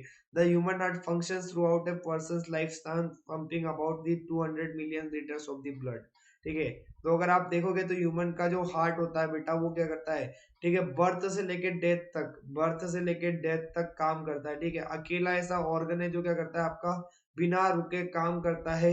और बिना रुके काम करता है तो एक एवरेज अगर आप देखोगे लाइफ स्पान में, through out the life spawn app है, एक अगर लाइफ स्पॉन देखोगे किसी पर्टिकुलर और एवरेज ह्यूमन का, तो कितना आपका ब्लड पंप करता है, हार्ट हार्ट करता है 200 मिलियन लीटर्स, ठीक है। 200 million litres of the blood को आपका कौन पंप करता है, हार्ट पंप करता है, ठीक है। ए ह्यूमन हार्ट रफली beats 2.5 billion times during a life span. वो कितना बीट करता है, 2.5 बिलियन टाइम्स, ठीक है। 2.5 बिलियन टाइम्स आपका क्या करता है, बीट करता है आपका हार्ट, ठीक है, during a human life spawn, making it one of the most robust and hardest working muscle in the body, ठीक है। ह्यूमन बॉडी की सबसे ज्यादा काम करने वाली अगर कोई मसल है तो वो है आपकी कार्डियक मसल, जो आपकी प्रेजेंट होती है हार्ट के अंदर, ठीक है। Besides humans, most other animals also possess a heart that pumps the blood throughout their body. Even invertebrates such as grasshoppers possess a heart, तो they do not function the same way as the human heart do, ठीक है। तो यहाँ पे कहा है कि आपके बहुत सारे एनिमल्स होते हैं जिनके अंदर क्या होता है, ह्यूमन के अलावा भी बहुत सारे एनिमल्स ऐसे जिनके अंदर हार्ट होता है, ठीक है। उनके अंदर हार्ट होता है, जैसे आपका इनवर्टिब्रेट हो गया ग्रास ओपर। तो ग्रास ओपर के अंदर भी क्या होता है, आपका हार्ट प्रेजेंट होता है, लेकिन वो क्या करते हैं, उस तरीके से काम नहीं करते जिस तरीके से आप क्या करते हो, जिस तरीके से आपका किस में काम करता है, जिस तरीके से आपका ह्यूमन हार्ट के अंदर आपका काम करता है ह्यूमन हार्ट, उस तरीके से काम नहीं करता है। उनसे थोड़ा फंक्शनलिटी क्या होती है, डिफरेंट होती है, लेकिन हार्ट तो प्रेजेंट होता है ना भाई। यही तो कह रहा है वो कि आपका इनवर्टिब्रेट्स के अंदर और बाकी एनिमल्स के अंदर भी हार्ट पाया जाता है, लेकिन उनकी क्या होती है, फंक्शनलिटी अलग होती है ह्यूमन हार्ट के कंपैरिजन में, ठीक है। तो position of the heart in human body, human body के अंदर आपकी जो हार्ट की पोजीशन होती है वो कहाँ से होती है, ठीक है। तो देख लेते हैं। तो human heart is located between the lungs, दोनों लंग्स के बीच में क्या होता है, आपका प्रेजेंट होता है हार्ट, यहाँ पे कुछ ऐसी जगह, ठीक है। Behind and slightly towards the left, ठीक है। तो आपका क्या होता है, थोड़ा सा आपका लेफ्ट के साइड, थोड़ा सा आपका लेफ्ट के साइड, इस साइड, ठीक है। कहाँ होगा, इस साइड आपका क्या होता है, थोड़ा सा लेफ्ट, ठीक है। जैसे सपोज ये देखो यहाँ पे क्या है आपका, ये आपका राइट चेस्ट है, ये आपका लेफ्ट चेस्ट है, ठीक है। तो आपका 2/3 portion of the heart is situated on the light, ठीक है। 2/3 पार्ट जो होता है आपका वो लेफ्ट लेफ्ट वाले लंग की साइड होता है, और 1/3 पार्ट जो होता है आपका किसकी साइड होता है, 1/3 पार्ट आपका राइट साइड में होता है, ठीक है, ठीक है। तो इस तरीके से आपकी क्या होती है, हार्ट की सिचुएशन होती है, हार्ट की लोकेशन होती है। हार्ट का सिचुएटेड है आपका बिटवीन द लंग सिचुएटेड है, ठीक है। बट कैसा होता है, behind and slightly towards the left of the sternum, जो आपकी स्टर्नम होती है बीच वाली बोन, इससे थोड़ा सा क्या होता है, थोड़ा सा लेफ्ट की साइड में आपका, ठीक है, होता है। और 2/3 of the part of the heart is situated in the left side, and 1/3 part is situated in the right side of the chest, ठीक है। चलो, ठीक है। The structure of human heart, ठीक है। The structure human heart is about the size of a human fist, is divided into 4 chambers, 4 chambers में आपका divided होता है ह्यूमन हार्ट।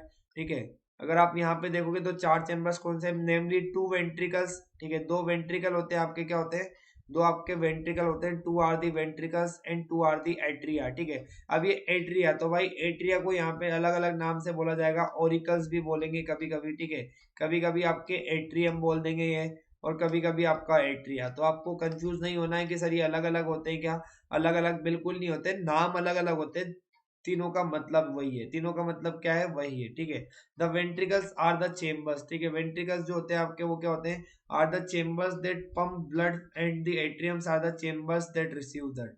ठीक है, तो आपके क्या होते हैं, एट्रियम्स वो चेम्बर होते हैं जिसमें क्या होता है आपका ब्लड आता है। ठीक है, किसी से रिसीव करते हैं, वो चेम्बर्स कौन से होते हैं आपके, वो चेम्बर्स होते हैं आपके एट्रियम। और जो क्या करते हैं, ब्लड को पंप करते हैं, वो आपके क्या होते हैं, वो चेम्बर्स होते हैं आपके वेंट्रिकल्स। ठीक है, among which both the right atrium and ventricle breakup the right heart. ठीक है, ये आपका राइट एट्रियम और राइट वेंट्रिकल मिलके क्या बनाता है, राइट हार्ट बनाता है। इसको क्या कहते हैं, इस साइड वाले हार्ट को कहते हैं राइट हार्ट, इसको क्या बोलते हैं, राइट हार्ट बोलते हैं। ठीक है, और इस साइड का आपका एट्रियम और इस साइड का वेंट्रिकल मिलके क्या बनाएंगे, लेफ्ट हार्ट बनाएंगे। क्या बनाएंगे, लेफ्ट हार्ट बनाएंगे। ठीक है, तो हार्ट भी क्या हो गया आपका, 2 पार्ट में डिवाइड हो गया। यहाँ पे आपका राइट एट्रियम और राइट वेंट्रिकल मिलके बनाता है राइट हार्ट, और लेफ्ट एट्रियम और आपका लेफ्ट वेंट्रिकल मिलके बनाता है लेफ्ट हार्ट। ठीक है, चलो, the structure of aorta also houses the biggest artery in the body, that is the aorta। ठीक है, तो आपका ह्यूमन हार्ट का जो स्ट्रक्चर होता है, इसके अंदर सबसे बड़ी बिगेस्ट आर्टरी भी प्रेजेंट होती है बॉडी की, जिसका नाम होता है एओर्टा। क्या नाम होता है इसका, एओर्टा नाम होता है। ठीक है, चलो, so guys this is the structure of human heart. आप लोग देख सकते हो यहाँ पे, ये आपका ह्यूमन हार्ट का स्ट्रक्चर है। ठीक है, ह्यूमन हार्ट के स्ट्रक्चर में सबसे पहले आपको क्या देखना है, आप 4 चेम्बर को पहचानोगे। तो चारों चेम्बर आपको यहाँ पे आई होप दिख रहे होंगे। पहला होता है आपका राइट एट्रियम, फिर ये हो गया आपका राइट वेंट्रिकल, ये हो गया आपका राइट एट्रियम, और ये हो गया आपका लेफ्ट वेंट्रिकल। ठीक है, तो 4 चेम्बर प्रेजेंट है आपके। फिर आपका क्या क्या आता है कि आपकी बॉडी की सबसे बड़ी आर्टरी भी प्रेजेंट होती है, जिसका नाम है एओर्टा, जिसका नाम है एओर्टा। अच्छी बात है। ठीक है, अब यहाँ पे बाकी कुछ ऑर्गन्स भी प्रेजेंट होते हैं आपकी, कुछ डक्ट्स होती है, देख लीजिए उनको। ठीक है, तो ये आपकी यहाँ पे होती है सुपीरियर वेना केवा, जो क्या करती है, बॉडी पार्ट से क्या करती है, सारे बॉडी पार्ट से ब्लड को इकट्ठा करके लेके आती है, उसको कहाँ पे डालती है, उसको डालती है राइट एट्रियम के अंदर। उसको कहाँ डालती है बेटा, राइट एट्रियम के अंदर डालती है। ठीक है, राइट एट्रियम से ब्लड कहाँ जाता है आपका, राइट वेंट्रिकल के थ्रू जाता है। अब जाता कैसे बेटा, बीच में यहाँ पे क्या होता है, बीच में आपका क्या होता है, एक छेद होता है, राइट एट्रियम और राइट वेंट्रिकल के बीच में क्या होता है यहाँ पे, ठीक है, एक छेद होता है, जिसके थ्रू आपका क्या होता है, यहाँ पे ब्लड जाता है। ठीक है, छेद नहीं होता है, आप कह सकते हो इस तरीके से, ब्लड आपका जब राइट एट्रियम में जाएगा तो नीचे की तरफ जाएगा, तो आपका राइट वेंट्रिकल में पहुंच जाएगा। ठीक है, तो इस राइट वेंट्रिकल से वापस आपका राइट एट्रियम में ब्लड ना पहुंचे, इसके लिए क्या होता है आपका, इसके लिए आपकी क्या होती है, इसके लिए एक वॉल्व होती है। क्या होती है, इसके लिए वॉल्व प्रेजेंट होती है, जो क्या करती है, ब्लड के बैक फ्लो को रोकती है। तो आपका राइट एट्रियम और राइट वेंट्रिकल के बीच में, ठीक है, अगर यहाँ पे देखोगे राइट एट्रियम और राइट वेंट्रिकल के बीच में जो आपकी वॉल्व होती है, उस वॉल्व को कहते हैं ट्राइकस्पिड वॉल्व। क्या बोलते हैं, ट्राइकस्पिड वॉल्व बोलते हैं। ठीक है, तो नाम याद रखिएगा, राइट एंट्रिकल और आपके राइट वेंट्रिकल और आपके राइट एट्रियम के बीच में क्या होती है, जो वॉल्व होती है, जो क्या करती है, आपका ब्लड को पीछे जाने से रोकती है वापस, उसको कहते हैं ट्राइकस्पिड वॉल्व। इसको क्या बोलते हैं, ट्राइकस्पिड वॉल्व बोलते हैं। ठीक है, चलो, और जो आपकी क्या होती है, राइट वेंट्रिकल, यहाँ पे एक चीज और ध्यान रखना है आपको, राइट वेंट्रिकल और आपका पल्मोनरी आर्टरी के बीच में जो आपकी वॉल्व होती है, उसको कहा जाता है आपका पल्मोनरी वॉल्व। उसको क्या बोलते हैं, पल्मोनरी वॉल्व बोलते हैं। तो ध्यान रखिएगा, यहाँ पे हार्ट के अंदर बहुत सारी वॉल्व्स पाई जाती है। पहली होती है आपकी ट्राइकस्पिड वॉल्व, जो आपकी राइट हार्ट में रहती है, राइट एट्रियम और राइट वेंट्रिकल के बीच में। पल्मोनरी वॉल्व जो होती है आपकी किसके अंदर होती है, पल्मोनरी वॉल्व होती है आपकी राइट वेंट्रिकल और आपके किसके बीच में होती है बेटा, पल्मोनरी आर्टरी के बीच में होती है। ठीक है, चलो, ये अगर यहाँ पे अगर आप दूसरा देखोगे बेटा, तो दूसरा आपको समझ में आएगा। यहाँ पे होता है लेफ्ट एट्रियम, यहाँ पे होता है लेफ्ट वेंट्रिकल। क्या होता है, लेफ्ट एट्रियम और आपका लेफ्ट वेंट्रिकल होता है। ठीक है, चलो, अच्छी बात है, होता है। इन दोनों के बीच में जो वॉल्व होती है, उसको कहते हैं मिट्रल वॉल्व। क्या बोलते हैं उसको, मिट्रल वॉल्व बोलते हैं। क्या बोलते हैं, मिट्रल वॉल्व। और इसका एक और नाम है आपका, जैसे वहां पे ट्राई का स्पीड था, यहाँ पे क्या है, बाई का स्पीड। इसको क्या बोलते हैं, बाई का स्पीड वॉल्व भी बोलते हैं। क्या बोलते हैं, बाई का स्पीड वॉल्व बोलते हैं। ठीक है, अब यहाँ पे देखो आप, लेफ्ट वेंट्रिकल के बीच में ठीक है, लेफ्ट वेंट्रिकल और आपका किसके बीच में, लेफ्ट वेंट्रिकल और आपका एओर्टा के बीच में एक वॉल्व होती है जिसको बोलते हैं एओर्टिक वॉल्व। क्या बोलते हैं जिसको, एओर्टिक वॉल्व बोलते हैं, या फिर आपको इसको क्या बोलते हैं, सेमी लूनर वॉल्व भी बोला जाता है इसको। ठीक है, तो ये आपकी अलग अलग वॉल्स होती है जो आपकी अलग अलग क्या होती है, रीजन्स में पाई जाती है आपके हार्ट के। देख लीजिए एक बार ध्यान से, राइट एट्रियम और राइट वेंट्रिकल के बीच में होती है आपकी ट्राइकस्पिड वॉल्व। ठीक है, राइट वेंट्रिकल और आपका पल्मोनरी आर्टरी के बीच में होती है आपकी पल्मोनरी वॉल्व। ठीक है, लेफ्ट एट्रियम और आपका लेफ्ट वेंट्रिकल के बीच में होती है मिट्रल वॉल्व, और लेफ्ट एंट्रिकल और आपका किसके बीच में, एओर्टा के बीच में होती है एओर्टिक वॉल्व। ठीक है, सुपीरियर वेना केवा क्या करती है, ब्लड को लेके आती है, और इंफीरियर वेना केवा क्या करती है, ठीक है, इंफीरियर वेना केवा क्या करती है, सारा ब्लड इकट्ठा करके कहाँ पहुंचाती है, आपका सुपीरियर वेना केवा के पास पहुंचाती है। ठीक है, चलो, तो internal structure of the heart हम देख चुके हैं। The internal structure of heart is rather intricate with several chambers and walls that control the blood of flow of blood. Chambers of the heart, the heart vertebrates hearts can be classified based on the number of the chamber present. For instance, fish have the 2 chambers. Fish में कितने होते हैं आपके, 2 chamber होते हैं। Reptiles and amphibians have the 3 chambers. Avian and mammalians consist of the 4 chambers hearts. Humans are the mammals, hence they have the 4 chambers, namely आपका right atrium, left atrium, ठीक है, लेफ्ट वेंट्रिकल और आपका right ventricle. ठीक है, ये 4 chamber होते हैं, 2 आपके एट्रिया होते हैं, 2 आपके वेंट्रिकल होते हैं। ठीक है, चलो, एट्रिया आर थिन, एट्रिया कैसे होते हैं आपके, थिन होते हैं, लेस मस्कुलर वॉल वाले होते हैं और स्मॉलर देन द वेंट्रिकल्स। ठीक है, तो एट्रिया क्या होते हैं आपके, थिन होते हैं, लेस मस्कुलर होते हैं, और कैसे होते हैं आपके, ठीक है, स्मॉलर होते हैं। किससे स्मॉलर होते हैं बेटा, किससे स्मॉलर होते हैं, याद रखो यहाँ पे वेंट्रिकल से स्मॉलर होते हैं। ठीक है, these are the blood receiving chambers that are fed by the large veins. ठीक है, क्या होते हैं आपके, ये आपके ब्लड रिसीविंग चैम्बर्स होते हैं जिसको क्या करता है, बड़ी बड़ी वेन्स क्या करती है, ब्लड से, ठीक है, क्या करती है, फीड करती है ब्लड से, कंटिन्यूअसली वहां पे ब्लड सप्लाई उनको मिलता रहता है। ठीक है, अगर आप यहाँ पे देखोगे, ठीक है, वेंट्रिकल्स, वेंट्रिकल्स क्या होते हैं, ventricles are the larger and more muscular chamber responsible for the pumping and pushing blood out of the circulation. These are connected to the large arteries that deliver blood for the circulation. ठीक है, तो आपके ventricles क्या होते हैं, थोड़े बड़े होते हैं, इनका एरिया भी ज्यादा होता है as compare to the atria और ऑरिकल्स। ठीक है, इनका काम क्या होता है, इनका काम होता है पंपिंग और पुशिंग करना। दैट्स की जिसकी वजह से क्या होता है, इनकी जो वॉल्स होती है वो क्या होती है, थोड़ी ज्यादा मस्कुलर होती है। ठीक है, the right ventricle and right atrium are smaller than the left chambers. The wall consists of fewer muscles compared to the left portion, and the size difference is based on their functions. ठीक है, the blood originating from the right side flows through the pulmonary circulation, while the blood arising from the left chambers is pumped throughout the body. ठीक है, चलो, walls are the flaps of the fibrous tissue located in the cardiac chambers between the veins. Walls क्या होती है आपकी, fibrous tissue से बनी हुई फ्लैप्स होती है जो क्या होती है आपकी, आपके चेम्बर्स के बीच में प्रेजेंट होती है। दे ensure that blood flow is single directional. ठीक है, ताकि ब्लड क्या हो सके आपका, सिंगल डायरेक्शन में फ्लो कर सके। Flaps also prevent the blood from the flowing backwards. ठीक है, फ्लैप्स क्या करती है आपकी, जो आप वॉल्स होती है वो पीछे जाने से ब्लड को रोकती है। ठीक है, ब्लड का जो आपका डायरेक्शन है उसको सिंगल डायरेक्शन में रखने की कोशिश करती है। ठीक है, atrioventricular valves are present between the ventricles and the atria. ठीक है, तो आपका क्या होता है, वेंट्रिकल और एट्रिया के बीच में क्या होती है, एट्रियोवेंट्रिकुलर वॉल होती है। The wall between the right ventricle and right atrium is called tricuspid wall. उसको हम क्या बोलते हैं, ट्राइकस्पिड वॉल बोलते हैं। और आपका जो क्या है आपका, the one which is found between the left ventricle and the left atrium is known as the mitral valve. उसको क्या बोला जाता है, मिट्रल वॉल बोलते हैं, या फिर आप कह सकते हो बाइकस्पिड वॉल भी। ठीक है, similar walls are located between the left ventricle and the aorta. It is found between the pulmonary artery and the right ventricle. ठीक है, ठीक है, तो ये क्या होती है, सेमिलुनर वॉल्व आपकी पाई जाती है वेंट्रिकल और आपके पल्मोनरी आर्टरी के बीच में। तो आपका राइट वेंट्रिकल और आपकी पल्मोनरी आर्टरी के बीच में क्या होगी आपकी, आपकी सेमिलुनर वॉल्व होगी। और आपका लेफ्ट वेंट्रिकल और आपका क्या होगा, एवोटा के बीच में क्या होगी, एवोटा के बीच में होगी आपकी। ठीक है, तो एवोटा के बीच में क्या होगी आपकी, वो होगी आपकी सेमिलुनर वॉल्व। ठीक है, तो इसको कहा जाता है आपका, इस तरीके से इंटरनल स्ट्रक्चर होता है आपका हार्ट का। ठीक है, चलो, आप अगर यहाँ पे देखेंगे इंटरनली, अगर हम और देखें यहाँ पे, तो गाइस यहाँ पे क्या होता है, अगर आपका राइट एट्रियम देखोगे तो राइट एट्रियम के क्या होता है, राइट एट्रियम के राइट हैंड साइड, ठीक है, राइट एट्रियम के राइट हैंड कॉर्नर पे क्या होता है आपका, एक ऐसे नोड होता है, क्या होता है, एक आपका एसे नोड होता है जो पेस मेकर होता है, जो क्या करता है आपका ब्लड का जो आपका हार्ट का जो रिदम है उसको कौन कंट्रोल करता है, ये एसे नोड ही करता है। ठीक है, एसे नोड क्या है, मतलब आपका एक तरीके से कह सकते हो नर्वस टिश्यू है, क्या एक तरीके से नर्वस टिश्यू है, जो क्या करता है आपका ब्लड की रिदमिक कॉन्ट्रेक्शन और रिलैक्सेशन को कंट्रोल करता है। ठीक है, इसके बाद आता है आपका एवी नोड, ये आता है आपका एवी नोड यहाँ पे। ठीक है, फिर आते हैं आपके एंट्रिकुलर बंडल्स। ठीक है, ये आते हैं आपके एवी एवी आपके बंडल ऑफिस। बंडल ऑफिस कहाँ आ गए बेटा, बंडल ऑफिस आपके यहाँ पे इस तरीके से डिस्ट्रीब्यूट हो जाते हैं। ठीक है, फिर राइट एंड लेफ्ट बंडल।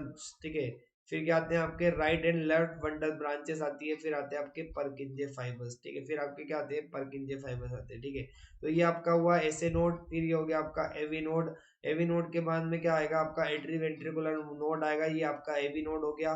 ठीक है, उसके बाद क्या आएगा बेटा, उसके बाद आपका क्या आता है, ठीक है, एट्रियो वेंट्रिकुलर नोड के बाद क्या आता है आपका, ये जो आपके एट्रियो बंडल ऑफ फीस है, ये क्या होते हैं आपके, ये आपके डिस्ट्रीब्यूट हो जाते हैं लेफ्ट हैंड साइड और आपके राइट हैंड साइड में। ठीक है, ठीक है, तो अगर आप यहाँ पे देखोगे तो आपका right and left bundle branches होती है, जो आगे जाके किस में डिस्ट्रीब्यूट हो जाती है, आपकी यहाँ पे देख रहे हो, ये होते हैं आपके परकिंजे फाइबर्स, इनको बोला जाता है परकिंजे फाइबर्स। ठीक है, तो this is about the internal structure of the heart. ठीक है, अगर आपको कोई क्वेश्चन है तो आप पूछ सकते हो। तो यहाँ पे क्या होता है, ये इनका काम होता है आपका क्या करना, लपडप करना, या फिर ब्लड के अंदर क्या करना है, हार्ट के अंदर एक कॉन्ट्रेक्शन क्या करना, कॉन्ट्रेक्शन को कंटिन्यू करना। ठीक है, एसे नोड क्या करती है, एसे नोड क्या करती है, पेस मेकर का काम करती है। क्या करती है, पेस मेकर का काम करती है। पेस मेकर मतलब ब्लड, आपका हार्ट का जो क्या होता है, पेस होता है, उसको कौन डिसाइड करता है, उसको डिसाइड करने वाला कौन होता है, आपका एसे नोड होती है। एसे नोड से आपके सिग्नल आते हैं कहाँ पे, एवी नोड की तरफ। और एवी नोड क्या करती है आपकी, एवी नोड आपकी बंडल ऑफ इसकी। ठीक है, एवी नोड क्या करती है आपकी बंडल ऑफ इसकी। ठीक है, क्या करते हैं, यहाँ पे डिस्ट्रीब्यूट हो जाता है लेफ्ट और राइट के बीच में। और उसके आगे क्या होता है आपका, उसके आगे आपके परकिंजे फाइबर्स, ठीक है, वहां पे वेट कर रहे हैं। आप यहाँ पे देख सकते हो, यहाँ पे क्या होते हैं, परकिंजे फाइबर्स इस तरीके से डिस्ट्रीब्यूटेड होते हैं। ठीक है, तो ये आपका इंटरनल स्ट्रक्चर होता है हार्ट का।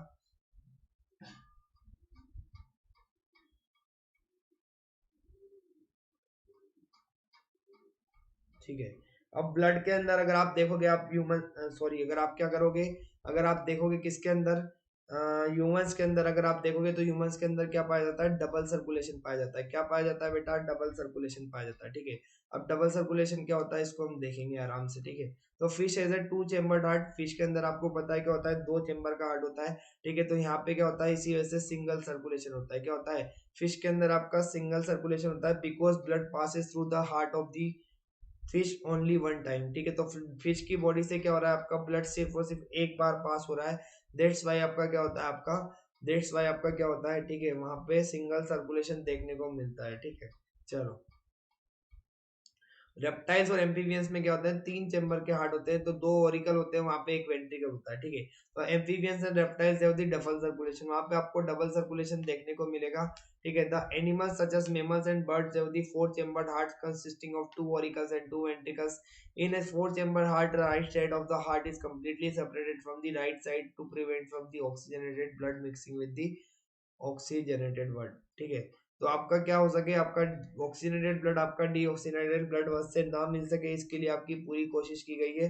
ठीक है, अगर आप देखोगे यहाँ पे तो एनिमल्स में क्या होता है, आपके दो ओरिकल्स होते हैं, दो वेंट्रिकल्स होते हैं। ठीक है, तो चार चेम्बर हार्ट में क्या होता है, लेफ्ट साइड का जो आपका हार्ट होता है, जिधर से क्या होता है आपका, जिधर से आपका ऑक्सीजनेटेड ब्लड आने वाला है, तो आपका मिक्स नहीं होगा। कब तक मिक्स नहीं होगा, जब तक आपका, ठीक है, राइट साइड वाला ब्लड उसके साथ मिक्स नहीं होता है। ठीक है, तो इन दोनों को सेपरेशन करने के लिए क्या है, यहाँ पे इन दोनों को सेपरेट करने के लिए आपका क्या है, ब्लड का जो आपका हार्ट का डिजाइन है वही इस तरीके से क्या है, डबल सर्कुलेशन ही इस तरीके से होता है कि आपके दोनों जो ब्लड है, आपका डीऑक्सीजनेटेड ब्लड और आपके ऑक्सीजनेटेड ब्लड, वो कभी भी नहीं मिलते हैं। ठीक है, चलो,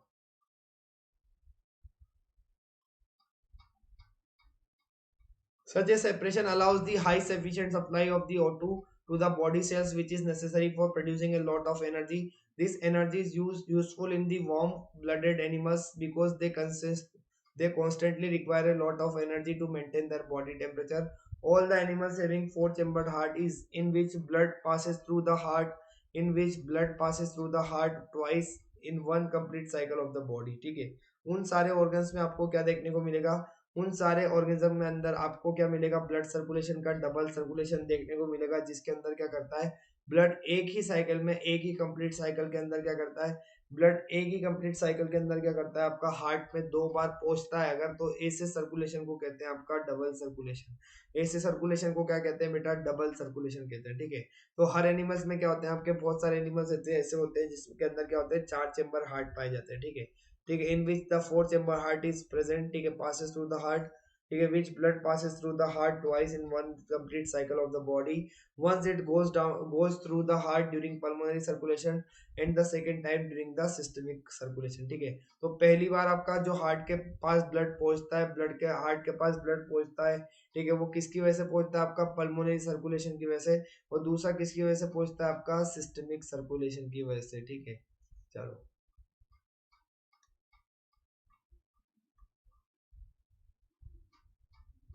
अब क्या हो रहा है, ह्यूमन के हार्ट के अंदर क्या कर रहा है, आपका ब्लड 2 बार आ रहा है, ब्लड आपका क्या आ रहा है, 2 बार आ रहा है, ठीक है। एक आपका पल्मोनरी सर्कुलेशन के दौरान आ रहा है, दूसरा आपका सिस्टेमिक सर्कुलेशन के दौरान आ रहा है। दैट्स व्हाई आपका जो ह्यूमन बींग्स के अंदर सर्कुलेशन होता है वो कैसा होता है आपका, डबल सर्कुलेशन होता है, ठीक है। ठीक है, तो आपका ब्लड पास होता है, कहाँ से पास होता है बेटा, राइट एट्रियम। राइट एट्रियम में क्या होता है आपका, राइट एट्रियम में आपका कौन लेके आती है, राइट एट्रियम के अंदर आपका बॉडी के अंदर क्या करती है, ठीक है, सारे सारे बॉडी पार्ट्स को, अगर आप लंग्स को छोड़ दो तो उसके अलावा आपकी क्या करते हैं, सारी बॉडी पार्ट से आपका ब्लड आता है। कौन लेके आती है, सुपीरियर वेना केवा। कौन लेके आती है बेटा, सुपीरियर वेना केवा लेके आती है, और आपका क्या करती है, डीऑक्सीजनेटेड ब्लड के साथ क्या करती है आपका, डीऑक्सीजनेटेड ब्लड के साथ एंटर करती है किसके अंदर, राइट एट्रियम के अंदर, ठीक है। अब राइट एट्रियम के अंदर क्या होता है बेटा, राइट एट्रियम जो है आपका, ठीक है, राइट एट्रियम से आपका ब्लड जाएगा किसके अंदर, राइट वेंट्रिकल के अंदर। किसके अंदर जाएगा, राइट वेंट्रिकल के अंदर। कैसा है ब्लड, डीऑक्सीजनेटेड ब्लड है। कैसा ब्लड है बेटा, डीऑक्सीजनेटेड ब्लड है, ठीक है। अब ये राइट वेंट्रिकल से क्या करेगा आपका, लंग्स के पास जाता है। कहाँ जाता है, लंग्स के पास जाता है। Through pulmonary treatment for the oxygenated deoxygenated blood enters into the, ठीक है, राइट वेंट्रिकल से आपका ब्लड कहाँ जाएगा, लंग्स में जाएगा, ठीक है। तो आपका राइट एट्रियम से स्टार्ट हुआ था, राइट एट्रियम से क्या आपका राइट वेंट्रिकल में, राइट वेंट्रिकल से क्या आपका लंग्स के अंदर, ठीक है। तो ये आपका राइट एट्रियम से स्टार्ट होने का और आपका कहाँ तक आने का, लंग्स तक के आने का सर्कुलेशन जो होता है उसको कहा जाता है पल्मोनरी सर्कुलेशन। उसको क्या बोलते हैं, उसको बोलते हैं पल्मोनरी सर्कुलेशन, ठीक है। अब क्या होता है बेटा, अगर आप देखोगे तो ठीक है, यहाँ पे आपका लंग्स है, लंग्स के अंदर क्या हो गया आपका, लंग्स के अंदर क्या है, लंग्स के अंदर ऑलरेडी आपका क्या है, ठीक है, पल्मोनरी सर्कुलेशन आपका स्टार्ट हुआ था राइट एट्रियम से और आपका लंग्स पे आके खत्म हो गया, ठीक है। ठीक है, लंग्स से आपका क्या होता है, लंग्स में जो ब्लड एंटर करता है उसको मिलती है ऑक्सीजन। उसको ऑक्सीजन कहाँ से मिलती है आपका, डिफ्यूजन की प्रोसेस से मिलती है। डिफ्यूजन की प्रोसेस से क्या होता है आपका, ऑक्सीजन की मदद मिलती है, ठीक है। और ऑक्सीजन क्या करता है आपका, ऑक्सीजन मिलने से आपका क्या हो जाता है, ब्लड आपका ऑक्सीजनेटेड हो जाएगा, ठीक है। और क्या करते हैं आपके लंग्स जो होते हैं वो क्या करते हैं आपके, लंग्स आपके आते हैं, एंटर करते हैं, ठीक है। लंग्स से आपका ब्लड कहाँ आता है, लेफ्ट एट्रियम में आता है। कहाँ आता है बेटा, लेफ्ट एट्रियम में आता है। लेफ्ट एट्रियम में क्या होता है आपका, ऑक्सीजनेटेड ब्लड जो था, ठीक है, वो आपका क्या था, ऑक्सीजनेटेड ब्लड जो था आपका, ठीक है, वो आपका जाएगा लेफ्ट एट्रियम से किसके अंदर, लेफ्ट वेंट्रिकल के अंदर। लेफ्ट वेंट्रिकल से क्या करता है आपका, एओर्टा के थ्रू पास हो जाता है डिफरेंट बॉडी पार्ट्स में। और डिफरेंट बॉडी पार्ट्स जब क्या कर लेते हैं, ब्लड को कंज्यूम कर लेते हैं, उसके अंदर जो ऑक्सीजन है उसको यूटिलाइज कर लेते हैं, ठीक है। तो आपका ब्लड क्या करता है, पूरे बॉडी पार्ट से इकट्ठा होकर क्या कर जाता है आपका, वापस से राइट एट्रियम के अंदर आपका पहुंच जाता है, ठीक है। तो अगर आप यहाँ पे देखोगे बेटा, तो आपका जो पहले तरह का सर्कुलेशन जिसमें राइट एट्रियम, राइट वेंट्रिकल और आपके लंग्स थे, ठीक है, वहां पे क्या था आपका, उसको कहा जाता है पल्मोनरी सर्कुलेशन। इतने को क्या कहा जाता है, पल्मोनरी सर्कुलेशन कहते हैं।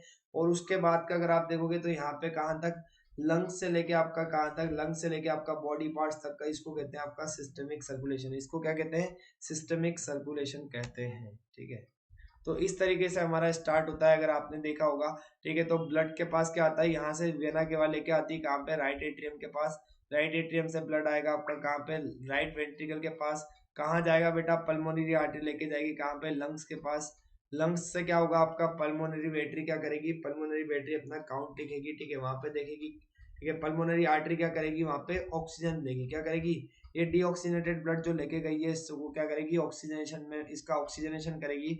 और इसको ऑक्सीजन मिलेगा आपका कहाँ पे, लंग्स के अंदर मिलेगा, किसके अंदर, लंग्स के अंदर, आपकी एल्वियोलाई के अंदर जब आपकी पहुंच जाएगी तो वहां पे क्या होगा, गैसेस का डिफ्यूजन होगा, गैसेस आपकी मूवमेंट करेगी एक जगह से दूसरी जगह के अंदर, ठीक है। और क्या करेगी, आपके ये जो वेन्स होती है, ये जो आपकी क्या होती है वेन्स होती है, क्या करेगी आपकी pulmonary vein to the lungs, वो क्या करेगी आपका वेन्स को ट्रांसपोर्ट किया जाता है, ठीक है। क्या किया जाएगा यहाँ पे, पल्मोनरी वेन आपका लंग्स के अंदर जो ऑक्सीजन मिला है उसको क्या लेके जाएगा, उसको आपका पल्मोनरी वेन क्या करती है, उसको आपकी पल्मोनरी वेन क्या करती है, पल्मोनरी वेन नीचे लेके आती है इस तरीके से, ठीक है। इस तरीके से आपका पल्मोनरी वेन लेके आती है नीचे, और जो क्या करता है आपका राइट सॉरी आपका लेफ्ट एट्रियम में आने के बाद आपका लेफ्ट वेंट्रिकल में पहुंच जाता है, और वहां से क्या होता है आपका एओर्टा जो है आपका, एओर्टा क्या कर देती है, डिफरेंट बॉडी पार्ट्स को पहुंचा के क्या कर देती है, ठीक है, वहां पे पहुंच जाता है। तो इस तरीके से आपका डबल सर्कुलेशन होता है, ठीक है,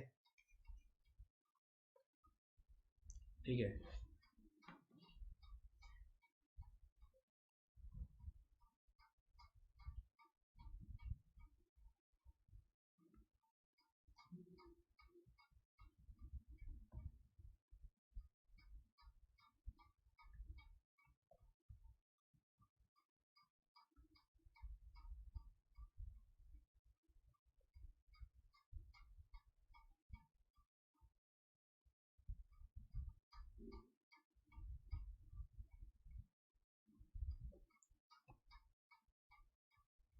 ठीक है, तो हमने सर्कुलेटरी सिस्टम जो है ह्यूमंस का पढ़ चुके हैं अभी तक पूरा, ठीक है। अब हम पढ़ेंगे transportation system in the plants, plants के अंदर आपका किस तरीके से ट्रांसपोर्टेशन होता है, ठीक है, ये हम पढ़ने वाले हैं, किस तरीके से ट्रांसपोर्टेशन सिस्टम होता है प्लांट्स के अंदर, इसको हम पढ़ना बहुत जरूरी है। तो देखते हैं किस तरीके से होता है, ठीक है, चलो,